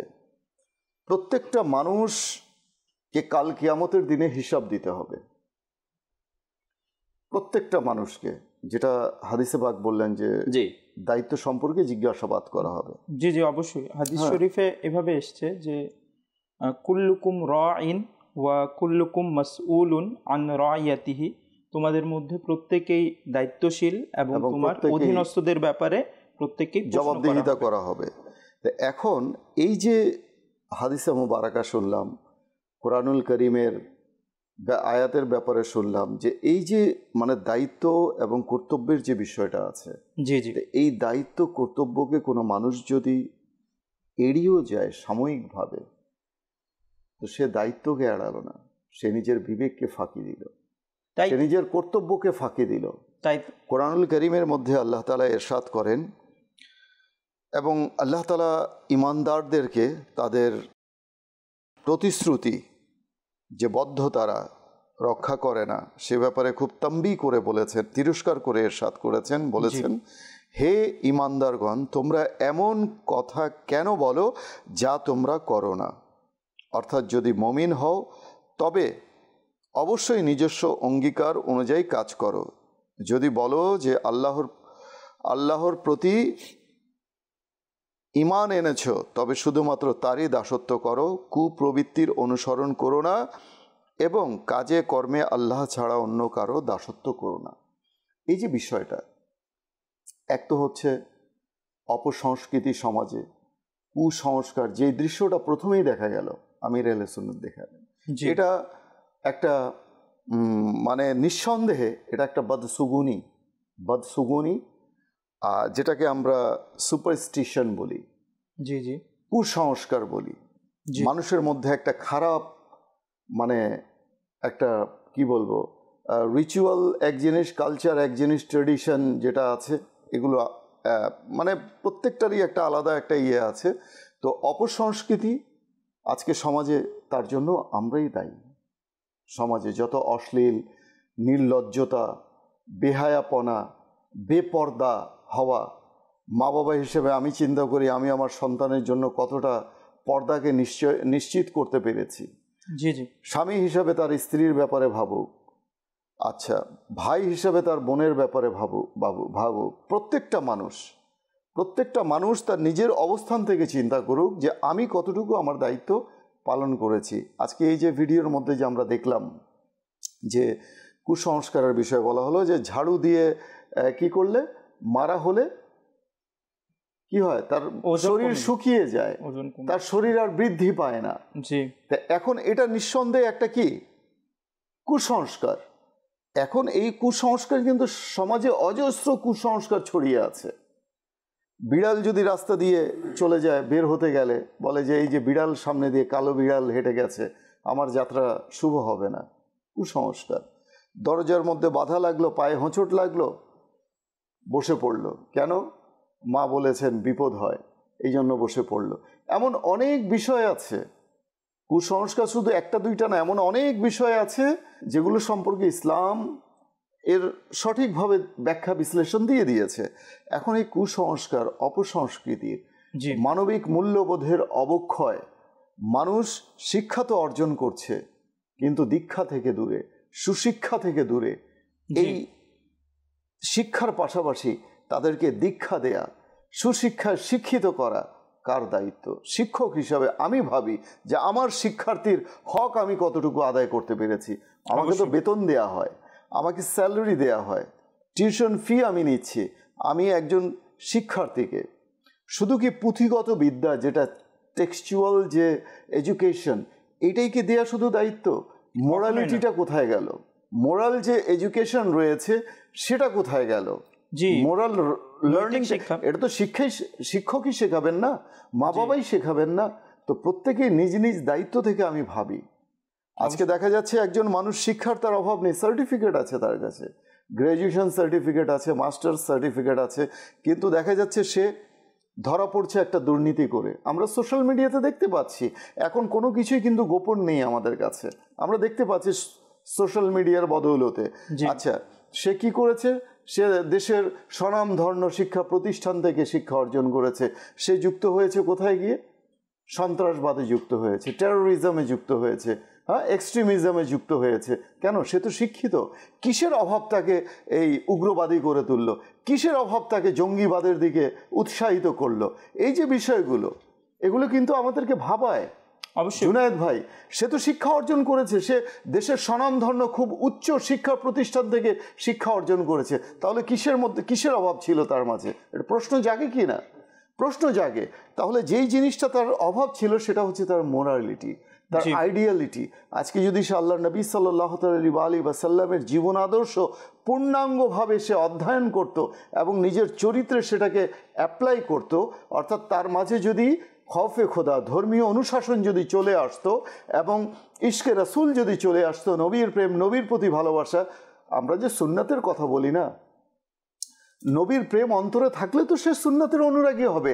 নবীর ভালোবাসাই তো অন্তরে নেই, অথচ নবীর ভালোবাসা ঈমানের মূল। অবশ্যই ঈমানের মূল। জান্নাতে যাওয়ার জন্য শর্ত হচ্ছে ঈমান, আর ঈমানের মূল হচ্ছে, ঈমানের শর্ত হচ্ছে নবীর প্রতি ভালোবাসা। যার মধ্যে নবীর প্রতি ভালোবাসা নেই, যার অন্তরে, তার ঈমান নেই। হাদিসের আলোকে আমি বলছি। তো এখন যার মাঝে ইশকে রাসূল নেই, যার মাঝে খৌফে খোদা নেই, তার দ্বারাই কেবল সম্ভব মানুষের ক্ষতি করা, যানবাহন পুড়িয়ে দেয়া, মানুষকে হত্যা করা, কিংবা সন্ত্রাসীজনক কার্যকলাপ করা, দেশের ক্ষতি করা, সম্পদের ক্ষতি করা। এটা কোন মানুষ করতে পারে যার অন্তরে আল্লাহ তাআলার ভয় নেই? এই শিক্ষাটা কোত্থেকে আসবে? এটা কি কোনো টেক্সচুয়াল এডুকেশনে লেখা আছে? পুঁথিগত বিদ্যার মাঝে লেখা আছে? এটা শিক্ষকের দায়িত্ব একজন সন্তানকে মোরালিটি শিক্ষা দেয়া, যে মানুষের হক কি জিনিস, অবশ্যই মানুষের অধিকার কি জিনিস। একজন মানুষকে, ওই যে কথাটা জাকির ভাই বললেন না, মানুষকে ভালোবাসা। তো আমরা তো ছোটবেলা থেকে শুনে এসেছি যে মানুষকে ভালোবাসলো সে যেন আল্লাহ তাআলাকেই ভালোবাসলো, যে সৃষ্টিকে ভালোবাসলো সে যেন স্রষ্টাকেই ভালোবাসলো। তো এই যে দায়িত্ববোধ, এই যে কর্তব্য, কে আমাদের এই দায়িত্বকে জাগ্রত করবে? দায়িত্ববোধকে জাগ্রত করবে, আমাদের বিবেককে জাগ্রত করবে। আজকে সেই শিক্ষক কোথায়? আজকে সেই মা বাবা কোথায়? আজকে এটা সবার দায়িত্ব, not only for teacher. I am not telling only for teacher. এখন কথা হলো যে প্রত্যেক ব্যক্তি নিজের অবস্থানে থেকে সে বুঝুক, নিজের দায়িত্বটাকে রিয়েলাইজ করুক। এখানে আমরা কাউকে হেয় করার জন্য বসিনি, কাউকে খাটো করার জন্য বসিনি, বরং বাস্তবতাকে তুলে আনছি, রিয়েলিটিটাকে তুলে আনছি। জবাব দিতে হবে আমাকে আমার অধীনস্থের ব্যাপারে। আল্লাহ তাআলা আমাকে দায়িত্ববান করেছেন, আমাকে আল্লাহ তাআলা কর্তব্যপরায়ণ করেছেন। সুতরাং প্রত্যেক কিছুর ব্যাপারে অনু পরিমাণ আমাকে হিসাব দিহিতা করতে হবে। সূরা জিলজালের মধ্যে আছে না আয়াতের অংশ, ফামান ইয়ামাল মিসকালা যাররাতিন খায়রান ইয়ারা ওয়া মান ইয়ামাল মিসকালা যাররাতিন শাররান ইয়ারা। এই যে অনুপরিমাণ যদি কেউ খারাপ করে সেটারও তাকে হিসাব দিতে হবে, অনুপরিমাণ কল্যাণ করলে সেটারও সে প্রতিদান পাবে। তো কাজেই মানুষ হিসেবে আমি যে মনে করবো যে দুনিয়াতে আসলাম, ওই যে একটা আমি পড়েছিলাম ছোটোবেলায় শুনতাম যে আইলাম আর গেলাম ভাবে, দেখলাম শুনলাম কিছুই বুঝলাম না। মানে শুধু পৃথিবীতে আসলাম আর গেলাম, দেখলাম শুনলাম কিছুই বুঝলাম না। এই বোঝার জন্য আল্লাহ তাআলা বুদ্ধিমত্তা দিয়েছেন, বিবেক দিয়েছেন, এবং তারই আলোকে জিজ্ঞেস করা হবে। আর কাল কিয়ামতের দিনে জবাবদিহি শুধুমাত্র মানব জাতিরই করা হবে। অবশ্যই মদিনী চ্যানেলের দর্শক জিন এবং মানুষের যে এই বিচার হবে, বিচার কার্য, তো এটার জন্য ভয় করা উচিত। অবশ্যই মদিনী চ্যানেলের দর্শক শ্রোতা, খুবই গুরুত্বপূর্ণ আলোচনা চলছে, আপনারা দেখছেন তাহলে সঠিক কোনটি। আর আজকের বিষয় হচ্ছে তাহলে দায়িত্ব কার। তো আলহামদুলিল্লাহ তাআলা খুবই গুরুত্বপূর্ণ আমরা কিছু বিষয় জানছি। আল্লাহ তাআলার উপর আমল করারও তৌফিক দান করুক। এরই সাথে মদিনী চ্যানেলের দর্শক শ্রোতা, আলহামদুলিল্লাহ তাআলা কলের মাধ্যমে অনেক দর্শক শ্রোতা আমাদের সাথে সংযুক্ত হয়েছেন। তো আসুন আমরা তাদের কল নিব এবং শুনবো তাদের মনের ভাব। জি, কলগুলো চালিয়ে দিন। আমার নাম মোহাম্মদ রাসেল, আমি নরসিংদী থেকে বলছি। আপনাদের এই চ্যানেলগুলো আমার ওয়াইফাই আমি প্রতিদিনই দেখি, অনেক ভালো লাগে। মাশাআল্লাহ তাআলা, আল্লাহ তাআলা আপনাদের দাম্পত্য জীবনকে বরকতময়, আনন্দময় করে তুলুক। জি, আরেকটি কল চালিয়ে দিন। থানা নন্দীগ্রাম, জেলা বগুড়া। আমার নাম মোহাম্মদ আব্দুল জলিল। আমি মাদানী ছিলেন দেখি এবং আমি নিয়মিত শরীফ পাঠ করি এবং কালেমা পাঠ করি। মাশাআল্লাহ, মাশাআল্লাহ তাআলা, আল্লাহ তাআলা আপনাকে অনেক অনেক বরকত দান করুক, এর পরিপূর্ণ সওয়াব প্রতিদান আল্লাহ তাআলা আপনাকে দান করুক। জি, আরেকটি কল চালিয়ে দিন। শহীদুল ইসলাম, খুলনা চিতলমারি উপজেলা। আপনাদের চ্যানেলটা দেখতেছি, নিয়মিত দেখি, ভালো লাগে। মাশাআল্লাহ তাআলা, অনেক অনেক ধন্যবাদ যারা আমাদের সাথে আপনাদের মূল্যবান মন্তব্য শেয়ার করেছেন। আপনাদের সবাইকে অনেক অনেক ধন্যবাদ। আল্লাহ তাআলা আপনাদের সবার মন্তব্যকে কবুল করুক। আর আল্লাহ তাআলা মদিনী চ্যানেলের মাধ্যমে যে জ্ঞান সবার নিকট পৌঁছে দেওয়া হচ্ছে সেগুলোর উপর আপনাদের আমল করার তৌফিক দান করুক। মদিনী চ্যানেলের দর্শক শ্রোতা, আলহামদুলিল্লাহ তাআলা আমরা আজ খুবই গুরুত্বপূর্ণ একটি বিষয় সম্পর্কে আলোচনা করছি, তাহলে দায়িত্ব কার। তো আলহামদুলিল্লাহ তাআলা এই বিষয়ে অনেক কিছু আমরা জেনেছি, আরও কিছু ইনশাআল্লাহ তাআলা আমরা এই বিষয় সম্পর্কে জানবো। জি, দায়িত্ব সম্পর্কে আরও কিছু যদি বলতে। দায়িত্ব নিয়ে যদি আমরা একটু চিন্তা করি, যেহেতু এক তো দায়িত্ব হলো আমাকে কেউ দায়িত্ব দিয়েছে, আরেকটা হলো আল্লাহ তাআলার পক্ষ থেকেই দায়িত্ব দেওয়া। আল্লাহ তাআলা দায়িত্ব দিয়েই রেখেছেন, আমরা প্রত্যেকেই নিজ নিজ জায়গাতে দায়িত্ববান, আল্লাহ তাআলার পক্ষ থেকে যে দায়িত্ব আসছে। আর আরেকটা হলো গিয়ে দেশের সরকার বা কোনো সংগঠন বা কোনো তানজিম আমাকে দায়িত্ব দিয়েছে, এটা আরেকটা বিষয়। জি, যদি আমরা দায়িত্বের দিকটা ফলো করি, জুনাইদ ভাই, একটি চমৎকার ঘটনা যা প্রায় সময় রমজান মাসে বেশি বয়ান করা হয়, ওই সাহাবীর জীবনী অর্থাৎ ওফাত শরীফ রমজানে দেয়। জি জি। তো তাকে এক রাষ্ট্রের গভর্নর করে পাঠানো হয়েছে, দায়িত্ব দিয়ে পাঠানো হয়েছে। জি। সে ওখানে যাওয়ার পর ভালোই বেশ দায়িত্ব পালন করছে, এক রাষ্ট্রের মধ্যে উন্নতি করা, কিভাবে মুসলমানের দুঃখ কষ্ট দূর করা যায়, তাদের ভরণ পোষণ দেখা, তাদের সমস্যাগুলো সমাধান করা। একজন রাষ্ট্রপতি হিসাবে যে দায়িত্ব পালন করার কথা, ওই সাহাবী তেমনিভাবে দায়িত্ব পালন করছেন। তো ফারুক আজম রাদিয়াল্লাহু তাআলা আনহু যখন যাদেরকে, যে সকল সাহাবীদেরকে গভর্নর করে পাঠাতেন, ওই গভর্নর কেমন এবং কিভাবে ওই রাষ্ট্র পরিচালনা করছেন সেটা জানার জন্য ওই রাষ্ট্র থেকে কিছু মানুষকে আবার দাওয়াত দিতেন। ফারুক আজম ওই রাষ্ট্র থেকে কয়েকজন মানুষকে আসতে বলতেন। তারা আসলে ফারুক আজম রাদিয়াল্লাহু তাআলা আনহু গভর্নর সম্পর্কে জিজ্ঞাসা করতেন যে তোমাদের গভর্নর কেমন, সে ঠিকমতো দায়িত্ব পালন করছে কিনা, সে তোমাদের খোঁজ খবর নিচ্ছে কিনা, এভাবে করে। তো যেই সাহাবীর কথা আমি বলছি জুনাইদ ভাই, ওই সাহাবী যেই রাষ্ট্রের মধ্যে আছেন ওখান থেকেও কয়েকজন মানুষকে ফারুক আজম ডাকলেন। তারা এসে ফারুক আজম রাদিয়াল্লাহু তাআলা আনহুকে এমনভাবে কথা বলছিলেন যে আপনি যে গভর্নর দিয়েছেন আমাদেরকে, সে চমৎকার আমলদার, আল্লাহর ভয় তার অন্তরে, ইশকে রসুল তার অন্তরে, প্রত্যেকটা বিষয় সে দেখাশোনা করে, কিন্তু দুইটা দুর্বলতা তার মধ্যে আছে। এই দুইটা দুর্বলতা যদি তার দূর হয়ে যায় তবে সে 100-এ 100 এক নম্বরে সে আছে। ফারুক আজম রাদিয়াল্লাহু তাআলা আনহু জিজ্ঞাসা করলেন ওই দুইটা অসুবিধা কি, ওই দুইটা দুর্বলতা কি তার মাঝে? দায়িত্ব দেখেন কাকে বলে দায়িত্ব, সাহাবা ইকরামের জীবনী আমরা অধ্যয়ন করলে পাই। অবশ্যই ওই লোকেরা বলল যেই গভর্নর আপনি পাঠিয়েছেন আমাদের কাছে, সে সপ্তাহে একদিন আমাদের কাছে আসে না, সপ্তাহে প্রতিদিন আসে কিন্তু একদিন আসে না, একদিন আমাদের খোঁজ খবর নেয় না, একদিন দেখে না আমরা কেমন আছি। আর দ্বিতীয়টা হলো বছরে একটা দিন এমন আসে, ওই দিনটা সে গলা কাটা মুরগির মতো ছটফট ছটফট করতে থাকে, আর কোনো হুঁশ থাকে না, কারো কথা শুনে না, কিছু তার মাথায় আসে না, গলা কাটা মুরগি যেভাবে ছটফট করে এভাবে করে।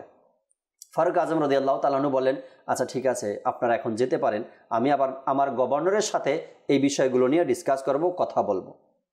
ওই সাহাবী যখন আসলেন এলাকাতে, ফারুক আজম রাদিয়াল্লাহু তাআলা আনহু তাকে ডাকলেন, ডেকে তাকে জিজ্ঞাসা করলেন যে আমি আপনাকে যে দায়িত্ব দিয়ে পাঠিয়েছি, আপনি কি দায়িত্ব ঠিকমতো পালন করছেন? ওই রাষ্ট্রের গভর্নর আপনি, কাজগুলো ঠিকমতো করছেন কিনা? ওই সাহাবী উত্তর দিল, হে আমিরুল মুমিনিন, আমি যথেষ্ট চেষ্টা করছি পালন করার জন্য, বাকিটা আমি জানি না কতটুকু পারছি। ফারুক আজম বললেন আপনার এলাকার মানুষের পক্ষ থেকে 2টা অবজেকশন আছে, 2টা শিকায়াত আছে। বলো কি? বললো আপনি 2টার জবাব আমাকে দিতে হবে, যেহেতু আমি আপনাকে জিম্মাদারি দিয়ে দায়িত্ব দিয়ে সেখানে পাঠিয়েছি, দায়িত্বটা আপনি কেন সঠিকভাবে পালন করেননি? তো ওই সাহাবী বললেন হ্যাঁ আমিরুল মুমিনিন, কি দায়িত্ব পালন করিনি আমি? তো ফারুক আজম রাদিয়াল্লাহু তাআলা আনহু বলেন নাম্বার 1, আপনি সপ্তাহে একদিন এলাকায় কেন বের হন না, মানুষের খোঁজ খবর কেন নেন না, তারা খেয়ে থাকে না খেয়ে থাকে, একদিন আপনি ঘরের মধ্যে কেন থাকেন? এটার জবাব আপনাকে দিতে হবে, যেহেতু আপনি একজন গভর্নর, আমাকে জবাব দিতে আপনাকে করতে হবে। ওই সাহাবী চোখের পানি ছেড়ে দিলেন আর বললেন হে আমিরুল মুমিনিন, আমি জানতাম আমার এই বিষয়টা আপনার কাছে আসবে, আর একটা দিন আমি কেন যেতে পারি না আপনাকে বলি। ফারুক আজম রাদিয়াল্লাহু তাআলা আনহুকে বললেন আমার পরনে যে পোশাক দেখছেন, এই পোশাক ছাড়া ব্যতীত দ্বিতীয় কোনো পোশাক আমার নেই। পুরা সপ্তাহ আমি যখন ডিউটি করি, পুরা রাষ্ট্রের মধ্যে চক্কর লাগাই, দেখাশোনা করি, বিচার আচার করি, পুরা সপ্তাহ একটা পোশাকই আমি পরিধান করি। যখন বৃহস্পতিবার বা শুক্রবারের কথা আসছে, যে কোনো সপ্তাহে একদিন আমি রাতে এসে বাসায় আমার স্ত্রীর কাপড় পরিধান করে এই কাপড়টাকে আমি ধুয়ে দেই। তো এটা শুকাতে শুকাতে সন্ধ্যা হয়ে যায়। এখন থেকে ১৫০০ বছর পূর্বের কথা, ভারী কাপড়, মোটা কাপড় তারা পরতো। তো তিনি বললেন যে একটা দিন আমি এজন্য বের হতে পারি না, যেই পোশাক আমার দেখছেন এই পোশাকটাই আমাকে ধুইতে হয়, এটা শুকানোর পরে এই পোশাক পরিধান করে ফের আমি আবার এলাকায় মানুষের কাছে যেতে পারি, এই জন্য আমি সপ্তাহে একদিন আমার দায়িত্ব ঠিকমতো পালন করতে পারি না। তো বললেন দ্বিতীয়টা কি সমস্যা, দ্বিতীয়টা কি হে আমিরুল মুমিনিন? তখন তিনি বললেন আপনি বছরে একটা দিন এমন আসে, গলা কাটা মুরগির মতো ছটফট করতে থাকেন, ওই দিনকা কারো খবর নেন না, কারো কাছে যান না, কাউকে দেখাশোনা করেন না, এই দিন দায়িত্বই পালন করতে পারেন না, এর কারণ কি? তখন ওই সাহাবী আবার কান্না করা শুরু করলেন আর বললেন হে আমিরুল মুমিনিন, বছরে ওই দিনটা আমি নিজেকে ঠিক রাখতে পারি না, যেদিন বিলাল রাদিয়াল্লাহু তাআলা আনহুকে অমুসলিমরা আমার সামনে, আর ওই সময় আমি ঈমান আনিনি, আমিও মুসলমান হইনি, ওই সময় বিলাল রাদিয়াল্লাহু তাআলা আনহুকে তার জিহ্বা কেটে দেওয়া হয়েছিল আমার চোখের সামনে, তার বুকের উপরে বড় বড় পাথর রাখা হয়েছিল। হ্যাঁ, এরপরে তাকে আগুনের যত শাস্তি দেওয়ার, বিলাল রাদিয়াল্লাহু তাআলা আনহুকে যাতে করে আমার নবীকে ভুলে যায়, কালেমাকে ভুলে যায়, এ কারণে আমার চোখের সামনে বিলাল রাদিয়াল্লাহু তাআলা আনহুকে বিভিন্নভাবে কষ্ট দেওয়া হয়েছে, আর আমি তখনও ইসলাম গ্রহণ করিনি। যখন এই দিনটা আসে, যেই দিনটাতে আমার সামনে বিলাল রাদিয়াল্লাহু তাআলা আনহুকে এভাবে কষ্ট দেওয়া হয়েছে, ওই দিনটা আমি নিজেকে আর কন্ট্রোল করতে পারি না, আমি আর নিজেকে ধরে রাখতে পারি না। আমি কেন ওই সময় প্রতিবাদ করলাম না, আমি কেন ওই সময় বেলাল রাদিয়াল্লাহু তাআলা আনহুকে হেফাজত করলাম না, এই চিন্তায় আমি আর নিজেকে ধরে রাখতে পারি না। এই দিনটা এ কারণে আমার পুরা এলোমেলো হয়ে যায়, আমি আর নিজেকে কন্ট্রোল করতে পারি না। এই 2টা দিন, সপ্তাহে 1 দিন আর বছরে 1 দিন, এই 2টা দিন আমি দায়িত্ব থেকে অবহেলা করতাম। ফারুক আজম রাদিয়াল্লাহু তাআলা আনহু দাঁড়িয়ে গেলেন, দাঁড়িয়ে তাকে বুকে জড়িয়ে নিলেন আর বললেন যে দায়িত্বকে তুমি এতটা ভালোবাসো? তখন ওই সাহাবী আবার উত্তর দিলেন, হে আমিরুল মুমিনিন, আমার নবী তো বলেছেন দায়িত্বের ব্যাপারে প্রত্যেকটা মানুষকে জিজ্ঞাসা করা হবে। কাল কিয়ামতের ময়দানে যদি আমি জবাব দিতে না পারি, তখন আমার নবীকে আমি কিভাবে মুখ দেখাবো? তো সাহাবায়ে কেরাম আলাইহিমুর রিদওয়ানদের দায়িত্ব কেমন ছিল বলে, কেমন ছিল তাদের দায়িত্ব পালনের আগ্রহ, আর কিভাবে তারা দায়িত্ব পালন করতেন? মিনিটের মিনিট হিসাব রাখতেন, সেকেন্ডের হিসাব রাখতেন, যে এই সেকেন্ড আমি কিভাবে অতিবাহিত করলাম এবং কেন আমার দ্বারা এই কাজগুলো হলো না। আজ যদি আমরা দেখি নিজেদের দায়িত্ব পালনের অবস্থা, সাহাবায়ে কেরামের জীবনী তো সোনালী যুগের জীবনী, সোনালী যুগ ওটাকে বলি আমরা। আমাদের অবস্থা এমন হয়েছে না কি আমরা মনে হয় বছর পার হয়ে গেছে, তারপরও আমার দায়িত্ব যে এরিয়ার মধ্যে একটা গ্রামে যেতে পারি না, শহরও হওয়ার মানুষের দায়িত্বে শহরও যেতে পারে না। আচ্ছা, আমার এরিয়াতে কতজন মানুষ না খেয়ে থাকে এটার খবর হয়তো আমার কাছে নেই। আরো কত কিছু আছে বলার জন্য জুনায়েদ ভাই। আমরা দায়িত্ব পালন করি তো কিভাবে করছি, এখন কার জন্য করছি এগুলো, আর কেনই বা এমন হচ্ছে? যদি আমরা নিজেকে সংশোধন করে নেই, নিজেকে শুধরে নিতে পারি, তবে আমরা যেগুলো ভাবছি বা বিভিন্ন ধরনের বদনাম বা মানুষের দোষ দিচ্ছি, হয়তো বা এটা ক্লিয়ার হয়ে যাবে আমার কারণেই, যে আমি হয়তো বা দায়িত্ব। এক লোকের কথা চমৎকার, জুনায়েদ ভাই, রফিক ভাই, তিনি বলেন যে যখনই আমরা দায়িত্ব পাই, দায়িত্ব পাওয়ার পরে কি হয়, দাওয়াত ইসলামের মধ্যেও আছে রফিক ভাই, যখন আমরা দায়িত্ব পাই বা দায়িত্ব জিম্মাদারি বড় হয়, কোনো এলাকাতে গেলে ফুলের মালা দিয়ে বরণ করে, আবার আমাদের জন্য গাড়ি পাঠিয়ে দেয়, গাড়ি দিয়ে যাবে বা গাড়ি দিয়ে যায়, বিভিন্ন ধরনের আয়োজন থাকে।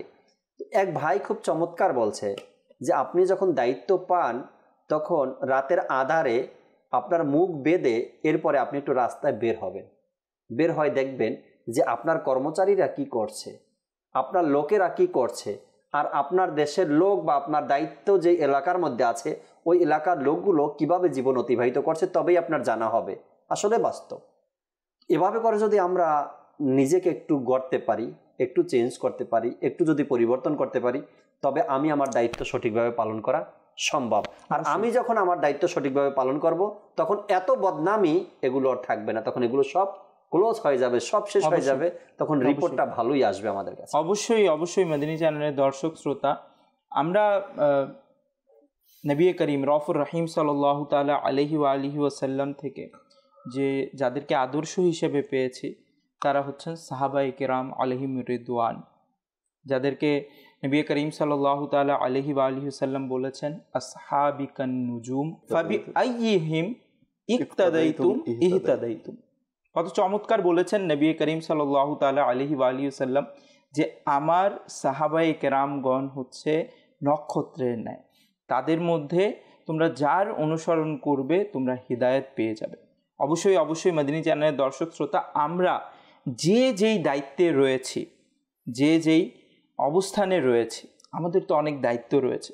সেই দায়িত্ব সম্পর্কে সাহাবায়ে কেরামরা কেমন ছিলেন, সাহাবায়ে কেরামরা কিভাবে নিজেদের জীবন অতিবাহিত করেছে, সেই বিষয়ে আমাদের পড়া দরকার, সেই বিষয়ে আমাদের জানা দরকার। সিদ্দিক আকবর রাদিয়াল্লাহু তাআলা আনহু কিভাবে নিজের দায়িত্ব পালন করেছেন, হযরত উমর ফারুক আজম রাদিয়াল্লাহু তাআলা আনহু ইসলামের দ্বিতীয় খলিফা, তিনি কিভাবে নিজের দায়িত্ব পালন করেছেন। তিনি তো রাতের বেলা এমনও এসেছে ঘটনা, যিনি যখন আমিরুল মুমিনিন ছিলেন, যে আচ্ছা ইনারা তো হচ্ছেন জান্নাতি, অবশ্যই, এবং আল্লাহ নবী সাল্লাল্লাহু আলাইহি ওয়াসাল্লাম যাদেরকে জান্নাতি ঘোষণা করেছেন, জি, তো এমন সাহাবী, জলিল ও কদর সাহাবী, যাদের খৌফে খোদার ব্যাপারে কোনো সন্দেহ নেই, যাদের ইশকে রাসূলের ব্যাপারে কোনো সন্দেহ নেই, যাদের মানবতার ব্যাপারে কোনো সন্দেহ নেই, তো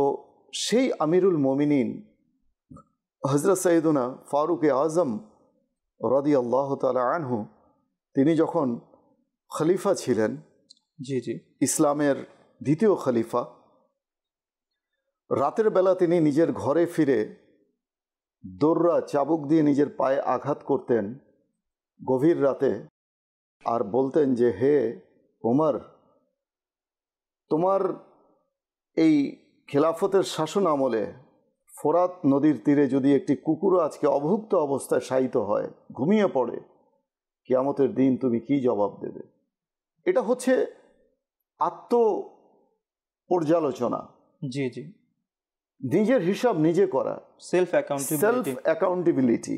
জি জি, তো এই যে বিষয় সাহাবায়ে কেরাম এগুলো আমাদেরকে শিক্ষা দিয়েছেন। আল্লাহর নবী এগুলো সাহাবায়ে কেরাম কোত্থেকে শিখেছেন? আল্লাহর নবীর কাছ থেকে শিখেছেন। অবশ্যই তো অবশ্যই। এই যে বিষয়গুলো, আমার এরিয়াতে আজকে মানুষ না খেয়ে থাকবে, আমার এরিয়াতে আজকে মানুষ ন্যায় বিচার পাবে না, আমার এরিয়াতে মানুষ অভাবে অভুক্ত অবস্থায় ঘুমাবে, তো প্রত্যেকটা মানুষের কাছ থেকে কাল কিয়ামতের দিন হিসাব নিকাশ নেওয়া হবে। এই ব্যাপারে আমাদের ভয় করা উচিত। আজকে দেখুন সমাজে যে কথাটা বললেন যে মানুষের প্রতি মানবতার যে আমরা বলি আওড়াই, বড় বড় কথা বলি মানবতার, তো সেখানে দেখবেন রাস্তায় কোনো একটা মানুষ যদি দুর্ঘটনার শিকার হয়, দুর্ঘটনা ঘটেছে, এখন সেই মানুষটাকে কেউ তার কাছে এগিয়ে আসে না। কেন আসে না? মনে করে পুলিশি কেস হবে, পুলিশ মামলা হবে, পুলিশ কেস হবে, এতে আমাকে জড়ানো হবে, বারবার আদালতে সাক্ষী দেওয়ার জন্য যেতে হবে, আমিও দোষী হয়ে যেতে পারি, হয়তো দেখা যাবে আমার। আরে ভাই, কিসের ভয় আপনার? আপনি মানুষের কাছে যদি খারাপ হন, আপনি হয়ে যান, আল্লাহ তাআলার চোখে যেন আপনি কখনো খারাপ না হন। আপনি তো নিজের বিবেকের কাছে আপনি অপরাধী হয়ে গেলেন না। সারা জীবন আপনি নিজের বিবেককে, আপনি নিজের মানে আয়নার সামনে যদি কেউ দাঁড়ায় না, নিজের বিবেককে মানুষ যখন সে ভাবনার মধ্যে নিজেকে নিয়ে আসে, তখন সে আয়নার মধ্যে নিজের চেহারাটা পর্যন্ত দেখতে লজ্জা পায়। যদি কেউ বিবেকের তাড়নায় চিন্তা করে, বিবেক তাড়িত হয়ে যে আমি সেদিন অমুক লোকটাকে দেখেছি, আজকে যদি আমি সেই লোকটাকে যথাসময়ে যদি হাসপাতালে নিয়ে যেতাম, তাহলে হয়তো লোকটা বেঁচে যেত। কিন্তু আমি নিয়ে যাইনি, সেখানে কোনো মানুষই এগিয়ে আসেনি, কোনো মানুষের কথা আমি বাদ দিলাম। আমার কি করণীয় ছিল? What was my duty on the time, on the spot? জি, আমার কি করণীয় ছিল? আমি এগিয়ে যেতাম, আমি করতাম। এখন ওই যে একটা হচ্ছে আমাদের নিজের ব্যাপারে চিন্তা ভাবনা, দুর্বলতা, যে আমার হ্যারাসমেন্ট হবে, আমি ফেঁসে যাব, পুলিশি হয়রানি হবে, এই ধরনের মানুষের বিপদে এগিয়ে আসে না। কোথাও লড়াই ঝগড়া হচ্ছে, দেখছে, তামাশা দেখছে।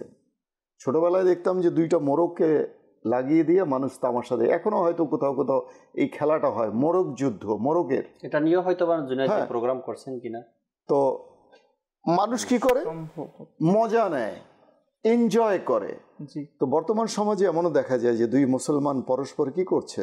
হাতাহাতি করছে, ঝগড়াঝাটি করছে, দেখছে, মানে নীরব দর্শকের মতো দেখছে। পারলে কি করছে? পকেট থেকে মোবাইল বের করে সেটাকে ভিডিও ধারণ করে সোশ্যাল মিডিয়া ডাইরেক্ট লাইভে চলে যাচ্ছে। এই যে, আরে ভাই, তোমার তো দায়িত্ব ছিল আগে তোমার মানুষের কাছে প্রচার করা, তোমার দায়িত্ব না।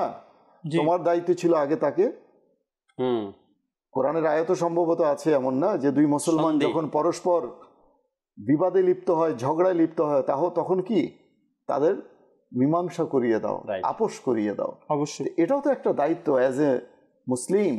জি, সেটা থেকেও আমরা কি করি? পিঠ বাঁচিয়ে ফিরি। এমন করে আপনি দেখবেন যে প্রতিটা কাজে মানুষ নিজের দায়িত্ব থেকে কতদিন, নিজের কর্তব্য থেকে কতদিন মুখ ফিরিয়ে চলবে, দায়িত্ব এড়িয়ে চলবে। একসময় সে নিজেই বিবেক তাড়িত হয়ে, মানে নিজেই নিজের কাছে অপরাধী হিসাবে, কেননা মানুষ একসময় তার ঘুম ভাঙে, একসময় হয়তো সে লজ্জিত হয়, অনুতপ্ত হয়, অনুশোচনা করে, তখন হয়তো অনেক কিছুই তাকে হারাতে হবে, অনেক কিছুই তার হাত থেকে চলে যাবে, আপনজন ছুটে যাবে, সংসার ভেঙে যাবে। দায়িত্বে অবহেলার কারণে কত সংসার ভেঙে যাচ্ছে, স্ত্রী চলে যাচ্ছে বাপের বাড়ি, সন্তানের মৃত্যু হয়ে যাচ্ছে। আর এখন তো এই যে একটা ডিভাইস আমরা পেয়ে গেছি, জি হ্যাঁ, এখন তো মানুষ এতটাই আত্মকেন্দ্রিক হয়ে গেছে, এতটাই মানুষ নিজের মধ্যে নিজে মানে মস্ত হয়ে গেছে, মশগুল হয়ে গেছে এই মোবাইলের মধ্যে, যে সন্তান যদি কূপের মধ্যেও পড়ে যায় পুকুরেও পড়ে যায়, সেদিকে কোনো ভ্রুক্ষেপ নেই। যখন সে মানে এমন মানে হেপনোটাইজড হয়ে গেছে, যখন সে সম্মোহন থেকে যখন সে ফিরে আসবে, তার চলে যাবে, তখন সে দেখবে তার সন্তানকে খুঁজবে, তখন হয়তো তার হাত থেকে অনেক কিছুই চলে গেছে। তো এই যে বিষয়টা, মাদানী চ্যানেলের দর্শক শ্রোতা যারা রয়েছেন, অনুরোধ করব যে আমরা আমাদের নিজস্ব পজিশন থেকে, নিজের অবস্থান থেকে আমরা আমাদের দায়িত্ব, আমাদের যে ডিউটি রয়েছে, আমাদের যে রেসপন্সিবিলিটি রয়েছে, সেগুলোকে একটু ফিল করি, একটু রিয়েলাইজ করার চেষ্টা করি যে আমার কি কি করণীয় রয়েছে, আমার দ্বারা আমি কোন কাজটা করলে সমাজের কল্যাণ হতো, মানব কল্যাণ হতো, একটু চিন্তা করি। এই চিন্তাটা যদি আমরা করি, তখনই কেবল আমরা শ্রেষ্ঠ মানুষে পরিণত হব। আমরা বলি না যে মানুষকে শ্রেষ্ঠত্ব দান করা হয়েছে। এই শ্রেষ্ঠত্ব মানুষ কখন হয়, সেরা মানুষ কখন হয়, যখন সে তার বিবেক এবং বুদ্ধিকে কাজে লাগিয়ে তার দায়িত্ব এবং কর্তব্যকে সে সম্পাদন করতে পারে, গুনাহ থেকে বাঁচতে পারে আর নেকির দিকে ধাবিত হতে পারে। আজকে সন্তান বিগড়ে যাচ্ছে, জি, তার সঙ্গ মানে তার যে সাহচর্যে কারা আছে, তার সহচর কারা, আই ডোন্ট নো, খোঁজ নিতেও মানে কোনো পরোয়া করি না। আচ্ছা, সন্তান বদমাযহাবের সাথে যুক্ত হলো, বদমাযহাব আই মিন যারা ইসলামকে বিকৃত করে, কোরআন হাদিসের মিস ইন্টারপ্রেট করে, মানুষকে মিসগাইড করে, this type of people are called বদমাযহাব। জি, একটু আমরা মানে সৌজন্য বোধ রেখেই কথা বলছি, সৌজন্যটা বজায় রেখে। তো এই ধরনের বদমাযহাব মানুষের সাথে আমার ছেলের বন্ধুত্ব হয়েছে, আমি খোঁজ খবর রাখলাম না। আমার ছেলে আগে তো ভালো ছিল, এখন সে নবীর শানে ধৃষ্টতা করে, নবীর ব্যাপারে উল্টা পাল্টা কথা বলে, আল্লাহ তাআলার ব্যাপারে তার চিন্তা চেতনা ধ্যান ধারণা বদলে গেছে। আগে সে যখন কিছু জানতো না তখন ভালো ছিল, যখন সে জেনে নিয়েছে তখন তার ঈমান already has gone, G, has been destroyed. As a parents, as a father, আমার কি করণীয় ছিল? আমার কি এটা দেখার দায়িত্ব ছিল না যে আমার সন্তান কার সাথে মিশছে? হ্যাঁ, তো যে সন্তান মিশছে তারই বা ধ্যান জ্ঞান শিক্ষা দীক্ষা কতটুকু? যে আল্লাহর রাসূলের দুশমন সে আমার দোস্ত হয় কি করে? যে আল্লাহর রাসূলের শানে গোস্তাখি করে সে কখনোই আমার বন্ধু হতে পারে না। যে আল্লাহর তাআলার প্রতি অপবাদ করে, যে আল্লাহ মিথ্যা বলতে পারে, সে কখনো আমার বন্ধু হতে পারে না। যে কুফরি কালাম করে, যে মদ পান করে, যে বেনামাজি, যে নির্লজ্জ, লজ্জাশীলতা যার মাঝে নেই, জি, এমন কোনো হেন কোনো কাজ নেই যা সে করে না, সে আমার বন্ধু হয় কি করে? এই যে বিবেকটা, আজকে আমরা সবাই কিন্তু শিক্ষিত জুনায়েদ ভাই, জি, কিন্তু এখানে কোনো কিছুরই অভাব নেই, সার্টিফিকেটের কোনো অভাব নেই, মাস্টার্স গ্রাজুয়েট সব সার্টিফিকেট আছে। অভাব কি জানেন? সুশিক্ষার। অভাব কিসের জানেন? মানুষের বিবেকের, বুদ্ধিমত্তা। অবশ্যই এই যে বিষয়গুলো, মোরালিটি, নীতি নৈতিকতা, আজকে কেউ যদি কাউকে জ্ঞানও দিতে যায় না, জি, জ্ঞান দিতে আসবেন না, অজ্ঞান হয়ে যাবেন, জ্ঞান দেওয়া দরকার নেই, নিজের কাজ করেন। আরে ভাই, মানে সে তো তোমাকে বোঝাতে চাচ্ছে, সেটাও তোমার কাছে খারাপ লাগছে। আরে যে তোমার সংশোধন করছে সে তো তোমার বন্ধু, অবশ্যই তুমি তাকে শত্রু জ্ঞান করছো। কতটা তুমি জ্ঞান পাপী, কতটা জ্ঞান পাপী হলে একজন পরামর্শদাতাকে, সদ উপদেশকারীকে তুমি শত্রু মনে করছো? সে তো তোমার কল্যাণ করছে, সে তোমার ভুল শুধরে দিচ্ছে, তাকে তো তোমার মাথায় করে রাখা উচিত। কিন্তু তাকে তুমি হেয় প্রতিপন্ন করছো, তাকে খাটো করছো, লাঞ্ছিত করছো, অপদস্থ করছো। হ্যাঁ, হোয়াট হ্যাপেন টু আস? এই যে আজকে মানবিক মূল্যবোধের অবক্ষয়, আজকে আমাদের মানবতা ভুলণ্ঠিত, জি, এটার একমাত্র কারণ আমি মনে করি, জুনায়েদ ভাই আপনি আমাকে প্রশ্ন করেননি, জরফিক ভাই এই ব্যাপারে আপনার মতামত কি, আমি নিজে থেকে বলছি, একমাত্র কারণ হচ্ছে আজকে আমরা ধর্মীয় অনুশাসন থেকে দূরে। মা বাবা, আমি বলবো প্রতিটা মা বাবার দায়িত্ব, এবং প্রত্যেকটা অনুষ্ঠানে আমি যখনই বলার সুযোগ পাই আমি বলি যে আপনার সন্তানকে আপনি ইঞ্জিনিয়ার বানাবেন, কোনো সমস্যা নেই, নিষেধ কোথায়? কে নিষেধ করেছে? আপনার সন্তানকে আপনি প্রফেসর বানান, আপনার সন্তানকে আপনি ইঞ্জিনিয়ার বানান, আর্কিটেক্ট বানান, ভালো আপনি লয়ার বানান, জাজ বানান, চিফ জাস্টিস হয়ে যাক সে। আমরাও কামনা করি, একজন মানুষের শুভ কামনা করা উচিত, শুভাকাঙ্ক্ষী হওয়া, হিতাকাঙ্ক্ষী হওয়া, এটা তো খুশি হওয়ার কথা। সমাজে কেউ যদি জাজ হয়ে যায়, ব্যারিস্টার হয়ে যায়, ভালো লাগে কি না? যে আমার আজকে অমুক বন্ধু মাশাআল্লাহ সে একজন কি হয়ে গেছে, ব্যারিস্টার হয়ে গেছে, খুশি লাগে। জি, নিষেধ নেই, কিন্তু গ্লোবাল এডুকেশনের পাশাপাশি তাকে দিনই শিক্ষা দিন অবশ্যই। এবং সেই দিনই শিক্ষা যেন হয় নির্মল, জঙ্গিবাদ, সন্ত্রাসবাদ, উগ্রবাদ থেকে যেন মুক্ত হয়। আমি ধর্মীয় শিক্ষা কার কাছে শিখতে দিচ্ছি সেটা আগে আপনি যাচাই বাছাই করুন। কেননা আমরা বাজারে কাপড় কিনতে গেলে 10 বার দেখি, একটা মাছ কিনতে গেলে তার কানসা উলট পালট করে দেখি তাজা কিনা, বেগুন কিনতে গেলে, টমেটো কিনতে গেলে চাপ দিয়ে দেখি যে এটা কি পচে গেছে কিনা, গলে গেছে কিনা। জি, হ্যাঁ। আর যার কাছে আমি ধর্মীয় শিক্ষা অর্জন করার জন্য দিচ্ছি তাকে একবার বাজিয়ে দেখবো না তার আকীদা কেমন, তার আকায়েত কেমন, আমি কোন আকীদার মানুষের কাছে আমার সন্তানকে দিচ্ছি। কথায় আছে যে তুমি যদি শিয়ালের কাছ থেকে ধর্মীয় জ্ঞান অর্জন করো, কথাটা আমার কাছে খুব ভালো লেগেছে। এই জন্য আমি বলি যে তুমি যদি শিয়ালের কাছ থেকে, শিয়াল খ্যাক শিয়াল আছে না, জি, মুরগি চুরি করে খায়, মোরগ চুরি করে খায়, তো বলা হচ্ছে তুমি যদি শিয়ালের কাছ থেকে ধর্মীয় জ্ঞান অর্জন করো তাহলে তুমিও একদিন মেনে নিতে বাধ্য হবে যে মুরগি চুরি করা জায়েজ, মুরগি চুরি করে খাওয়া এটা বৈধ, সওয়াবের কাজ। কারণ সে তোমাকে কি কি বিদ্যা দেবে, কি জ্ঞান দেবে? সে তো নিজেই ধর্ম থেকে দূরে, শুধু ধর্মীয় লেবাস পরে থাকলেই হয় না। এটা আমি সবাইকে লক্ষ্য করে বলছি না, যারা আজকে কোরআন ও হাদিসের মিস ইন্টারপ্রেট করে, মানুষকে ভুল পথে লিড করে, একদিন তারা তো মরবেই। জি, হিন্দিতে কথা আছে না, হাম তো ডুব চুকে হ্যাঁ সনম তুমকো ভি লে ডুবেঙ্গে। আমি তো মরেই গেছি, আমি একা কেন মরবো, তুমিও আমার সাথে এসে মরো। তো এই যে বিষয়গুলো, আমার সন্তান কোথায় যাচ্ছে, কার কাছে জ্ঞান অর্জন করছে, কার কাছে দিচ্ছি আমি, শিক্ষা প্রতিষ্ঠানগুলোকেও ভালো করে চেক আপ করতে হবে, চেক আউট করতে হবে যে সেখানে আমার সন্তান কতটুকু নিরাপদে আছে। অবশ্যই আমার মেয়ে, আমার ছেলে কতটুকু সেখানে নিরাপদে আছে, এটা চেক আউট করা দরকার আছে। আমি যে ডিভাইসটা আমার সন্তানকে দিয়েছি সেটাও আপনি মাঝে মাঝে চেক আউট করেন। হ্যাঁ, এটা আপনার রেসপন্সিবিলিটি, এটা আমার দায়িত্ব, এটা আপনার দায়িত্ব যে আমার সন্তান, আমি যে ইলেকট্রনিক ডিভাইসটা তাকে দিয়েছি তার প্রয়োজন, এটা এখন প্রয়োজন, এটা বিলাসিতা নয়। জি, ইলেকট্রনিক ডিভাইস যে মোবাইল, এটা এখন প্রয়োজন। অনেক অ্যাসাইনমেন্ট করতে হয়, অনেক কিছু অনলাইনে কাজ করতে হয়, এগুলো দেখতে হয়, ঠিক আছে, যেমন প্রয়োজন। এটা যেমন ক্ষতিকর দিক, বলা হয় না যে বিজ্ঞান একদিকে যেমন আশীর্বাদ, অন্যদিকে অভিশাপ। জি, তো এটা তো বিজ্ঞানেরই একটা আশীর্বাদ। তো এখন এই কারণে আমার সন্তান কতটুকু সেফ, এটা দেখার দায়িত্ব কার? মা বাবার। অবশ্যই। এবং সন্তানের ডিভাইসের মধ্যে যেন পাসওয়ার্ড লাগানো না থাকে।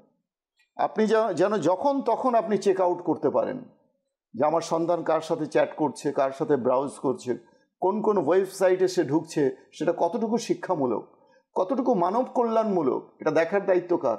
বাবার, মায়ের। এই দায়িত্বকে আমরা কখনো এড়িয়ে যেতে পারি না। এখন যদি সেক্ষেত্রে যদি বাবা বলে এটা আমার দায়িত্ব না, তুমি কি করো, আমি তো সারাদিন কাজের মধ্যে ব্যস্ত থাকি, তুমি মা হিসাবে এগুলো দেখতে পারো না? আর মাও যদি বলে যে এটা তো বাবা হিসাবে তোমার দেখার দায়িত্ব, আমি ঘরের কাজ করবো না, এগুলো করবো। এই যে মানে ব্লেম গেম, এটা থেকে আমাদেরকে বেরিয়ে আসতে হবে। অবশ্যই মাদিনী চ্যানেলের দর্শক শ্রোতা, খুবই চমৎকার আলোচনা শুনছিলাম যে আসলে আমাদের অনেকগুলো দায়িত্ব রয়েছে। আর একটি বয়স থাকে, প্রত্যেকটি মানুষের জীবনেই বয়সটি আসে, যার মধ্যে মানুষ অনেক রকম মানে ভুলের প্রবণতা মানুষের বেশি থাকে। সেই বয়সের মধ্যে মা বাবাকেই দায়িত্ব নিয়ে অভিভাবক হয়ে তাকে ভালো পথে, ভালো দিক নির্দেশনা দিয়ে চালাতে হয়, আর সেটা আমাদের দায়িত্ব। সেটা অবশ্যই সন্তানকে কখনো কঠিনভাবে প্রহার করা যাবে না, সন্তানকে বোঝাতে হবে। সন্তান যদি বড় হয় তাকে বোঝাতে হবে, আর না হলে হিতে বিপরীত হবে। সে মেয়ে হোক ছেলে হোক, আপনার ঘর থেকে বেরিয়ে যাবে, তখন আপনি কি সফল হবেন নাকি ব্যর্থ হবেন? ব্যর্থ হয়ে যাবে। আসলে দায়িত্বের ব্যাপারে যেটা আসছে না রফিক ভাই, দায়িত্বের ব্যাপারে আমরা এই শব্দটা যেন ব্যবহার না করি, চাচা আপন জান বাঁচা। একটা শব্দ হয় না যে কোনো কাজের ক্ষেত্রেই বলে কি চাচা আপন জান বাঁচা। আমরা যদি রাস্তার মধ্যে, আপনি কয়েকটা কথার মধ্যে তুলে ধরছেন আপনার এতক্ষণ মাদানী ফুলে, কি রাস্তার মধ্যে কাউকে দেখলাম এক মুসলমান অপর মুসলমানের সাথে ঝগড়া লেগেছে, তো আমরা কি বলি চাচা আপন জান বাঁচা, এর মধ্যে নাক গলাস না হয়তো পুলিশি মামলায় ফেসে যাবে। আবার দেখা যায় সন্তানের ব্যাপারেও মা বলে তোমার দায়িত্ব ছিল, বাবা বলে তোমার দায়িত্ব ছিল। দায়িত্বের ক্ষেত্রে যদি আমরা চাচা আপন জান বাঁচা এই শব্দটা নিয়ে আসি, তবে কখনোই আমরা দায়িত্ববোধ হতে পারবো না, দায়িত্ব পালন করতে পারবো না। ওই যে জাহাজের মুসাফিরের মতন হয়ে যাবে। যেমন হযরত সাইয়েদনা নোমান বিন বশির রাদিয়াল্লাহু তাআলা আনহু হতে বর্ণিত, নবী করিম সাল্লাল্লাহু তাআলা আলাইহি ওয়াসাল্লাম ইরশাদ করেছেন, আল্লাহ তাআলার বিধিবিধান ও আদেশ নিষেধে যারা অলস ও উদাসীন আর যারা তাদের সাথে একত্বতা ঘোষণা করে, তাদের দৃষ্টান্ত সেসব লোকের ন্যায় যারা জাহাজে লটারি নিল। কেউ পেল নিচের তলা এবং কেউ পেল উপরের তলা। নিচের অংশের লোকের পানির জন্য উপরের অংশের লোকের নিকট যেতে হতো, তাই তারা এটিকে শুধু শুধু দুর্ভোগ মনে করে। এটিকে কুঠোর নিয়ে তাদের মধ্য থেকে কোনো একজন জাহাজের নিচের অংশে ছিদ্র করতে লাগলো। উপরের অংশের লোকজন তার নিকটে এসে জিজ্ঞাসা করলো, তোমার কি হয়ে গেল, তুমি কেন ছিদ্র করছো? সে বলল, আমার কারণে তোমাদের কষ্ট হতো, আমি পানি ছাড়া তো চলতেই পারি না। এবার তারা যদি তার হাত ধরে থামিয়ে দেয়, তবে তারা বুদ্ধিমানের কাজ করলো যে তুমি কুড়াল দিয়ে নিশ্চয়ই এই নিচ ফ্লোরকে ছিদ্র করিও না, যদি পানি উঠে তবে তুমিও যাবে আমরাও যাব। যদি সে এটা করে বাধা দেয় তো বুদ্ধিমানের কাজ করলো, আর যদি বাধা না দেয় তবে তারাও ডুবে মরবে এবং উপরের ফ্লোরের যারা আছে তারাও ডুবে মরবে। দায়িত্বের ক্ষেত্রে যদি চাচা আপন জান বাঁচা, এখন উপরের লোক যারা ছিল, উপরতলার লোক যারা ছিল, নিজের তলা ফুটো করেছে, আমাদের কি, আমাদের তলা তো আর ফুটো করে। যদি এই কথা বলতো চাচা আপন জান বাঁচা, বলে তোমারটা তুমি দেখো, আমার দায়িত্ব কি এখানে, আমার তো কোনো দায়িত্ব নেই এখানে, তখন তারা উভয় পক্ষই মারা যেত। তো এই দায়িত্বের ক্ষেত্রে যদি জুনায়েদ ভাই আমরা চাচা আপন জান বাঁচা, রফিক ভাইয়ের কথায় অনেকটা পয়েন্টই এমন ছিল কি চাচা আপন জান বাঁচা, দায়িত্বের ক্ষেত্রে যদি এটা হয়ে যায়, তবে দায়িত্বশীল বলতে কোনো লোককে আর পাওয়া যাবে না, দায়িত্ব পালনের ক্ষেত্রে কাউকে পাওয়া যাবে না। দায়িত্ব এটাই হয় যে কাজটা করার কেউ নেই, তো এই কাজটা আমি করব, এটা হলো না দায়িত্ববান ব্যক্তি। একটা কাজ করার জন্য 5 জন লোক আছে, আর সেই কাজটার মধ্যে আপনিও হাত লাগিয়েছেন, তবে সেটা দায়িত্ব আর কি হলো? এই কাজটা করার জন্য কেউ নেই, তো আমি করি এটা, আমি করবো এটা, এটা হলো দায়িত্ববান একজন মানুষ এবং দায়িত্ববান মানুষের পরিচয়। দায়িত্ব পালন করতে গিয়ে অনেক সময় আমাদেরকে আমানতের ব্যাপারও খেয়াল রাখতে হবে। দায়িত্ব পালন করতে গিয়ে মুসলমানের মনে কষ্ট যেন না পায়, এর প্রতিও আমাদের খেয়াল রাখতে হবে। দায়িত্ব পালন করতে গিয়ে দশের খেয়াল রাখতে হবে, দেশের খেয়াল রাখতে হবে, জাতির খেয়াল রাখতে হবে, মুসলমানের খেয়াল রাখতে হবে, পরিবার পরিজনের খেয়াল রাখতে হবে। দায়িত্ব পালন করতে গিয়ে হারাম হালাল এটার প্রতি আমাদের খেয়াল রাখতে হবে। দায়িত্ব পালন করতে গিয়ে মিথ্যা এবং সত্য মিশ্রণ যেন না হয়, এটার প্রতিও আমাদের খেয়াল রাখতে হবে। দায়িত্ব পালন করতে গিয়ে পর্দার বিষয়টাও আমাদেরকে খেয়াল রাখতে হবে। দায়িত্ব পাওয়ার পরে যে আপনার পর্দা অনুসরণ করতে হবে না, এটা যেন আমরা ভুলে না যাই। প্রত্যেকটা বিষয় আমাকে, আচ্ছা দায়িত্ব পাওয়ার পরে ক্ষমতা আইন প্রয়োগ করা, এটাও আমাদেরকে স্মরণ রাখতে হবে, কেননা আমার থেকে আপনার থেকে জবাবদিহিতা নিবেন কাল কিয়ামতের ময়দানে। তো আল্লাহ তাবারক ওয়া তাআলা আমাদেরকে দায়িত্ববান হওয়া, দায়িত্ব পালন করার, দায়িত্ব পালন করতে গিয়ে ঝড় ঝাপটাও আসতে পারে, এটাও মাথায় রাখতে হবে। সেই জন্য যেন ঝড় ঝাপটা দেখে যেন আমরা দায়িত্বকে কর্তব্যকে এড়িয়ে না যাই। রাইট। অবশ্যই মদিনী চ্যানেলের দর্শক শ্রোতা, আমরা এভাবে চিন্তা করি যে আচ্ছা আমার তো এটা দায়িত্ব না, বা আমি করলে কতটুকু করে নিব, কিন্তু আমার যতটুকু আমি করতে পারছি ততটুকু তো করি। যেভাবে আপনি বললেন যে না একজনের কি নেই, দেখছে সে গাছ অনেক কাটা হচ্ছে, তো গাছ কাটার ফলে স্বাভাবিক এই গ্লোবাল ওয়ার্মিং বা এই জাতীয় যতগুলো প্রবলেমের আমরা সম্মুখীন হচ্ছি, প্রাকৃতিক দুর্যোগের, সেগুলোর একটি কারণ হচ্ছে গাছ কেটে ফেলা। রাইট, গাছ কেটে ফেলা। এখন সে পারছে না যে পুরো অ্যামাজন জঙ্গলের মধ্যেও কিন্তু গাছ কাটা হচ্ছে, যার কারণে অনেক রকম ক্ষতি হওয়ার আশঙ্কা করছে বিভিন্ন পরিবেশবিদরা, বিভিন্ন জন আশঙ্কা করছে। কিন্তু এখন সে পারছে না অ্যামাজন জঙ্গলকে বাঁচাতে, কিন্তু সে পারছে যে আমার কাছে, আমি বাংলাদেশে থাকি, আমি বাংলাদেশের নাগরিক, এখানে আমি কিছু গাছ লাগাতে পারি। তো সে ততটুকু দায়িত্ব পালন করে দিচ্ছে, তার হাতে যতটুকু ছিল সে ততটুকু দায়িত্ব পালন করে দিয়েছে। তো আমার হাতে যতটুকু আছে আমি ততটুকু তো করি। কাল কিয়ামতের দিন যখন আমাকে প্রশ্ন করা হবে যে আচ্ছা এই ব্যাপারটা হচ্ছিল তুমি কি করেছো, কমপক্ষে আল্লাহ তাআলার দরবারে এতটুকু বলতে পারবো যে ইয়া আল্লাহ, আমার কাছে এতটুকু শক্তি ছিল, আমি এতটুকু করে দিয়েছি। রাইট। মাদিনী চ্যানেলের দর্শক শ্রোতা, অবশ্যই আমাদেরকে দায়িত্ববোধ নিজের ভিতর আনতে হবে এবং নিজের অবস্থানে যেই দায়িত্ব রয়েছে, একজন বাবা হিসেবে, একজন শিক্ষক হিসেবে, বড় ভাই হিসেবে, স্বামী হিসেবে সেই দায়িত্বগুলো পালন করতে হবে। আর বিশেষ করে যে দায়িত্বটি আমরা অনেক বেশি এড়িয়ে চলি, সেটা হচ্ছে একজন দেশের নাগরিক হিসেবে দায়িত্ব। সেই দায়িত্ব অবশ্যই আমাদেরকে পালন করতে হবে। আজ যদি আমরা সবাই মিলে একটি বায়ু দূষণ মুক্ত, খুব সুন্দর পরিবেশ সম্পন্ন, অনেক বেশি গাছপালা সম্পন্ন একটি দেশ তৈরি করে যেতে পারি, তো আমাদের আগামী প্রজন্ম যারা আছে তারা সুখে শান্তিতে বাস করতে পারবে। আল্লাহ তাআলা আমাদের তৌফিক দান করুক। সাল্লু আলাল হাবিব সাল্লাল্লাহু তাআলা আলা মুহাম্মদ সাল্লাল্লাহু তাআলা আলাইহি ওয়া আলিহি ওয়াসাল্লাম।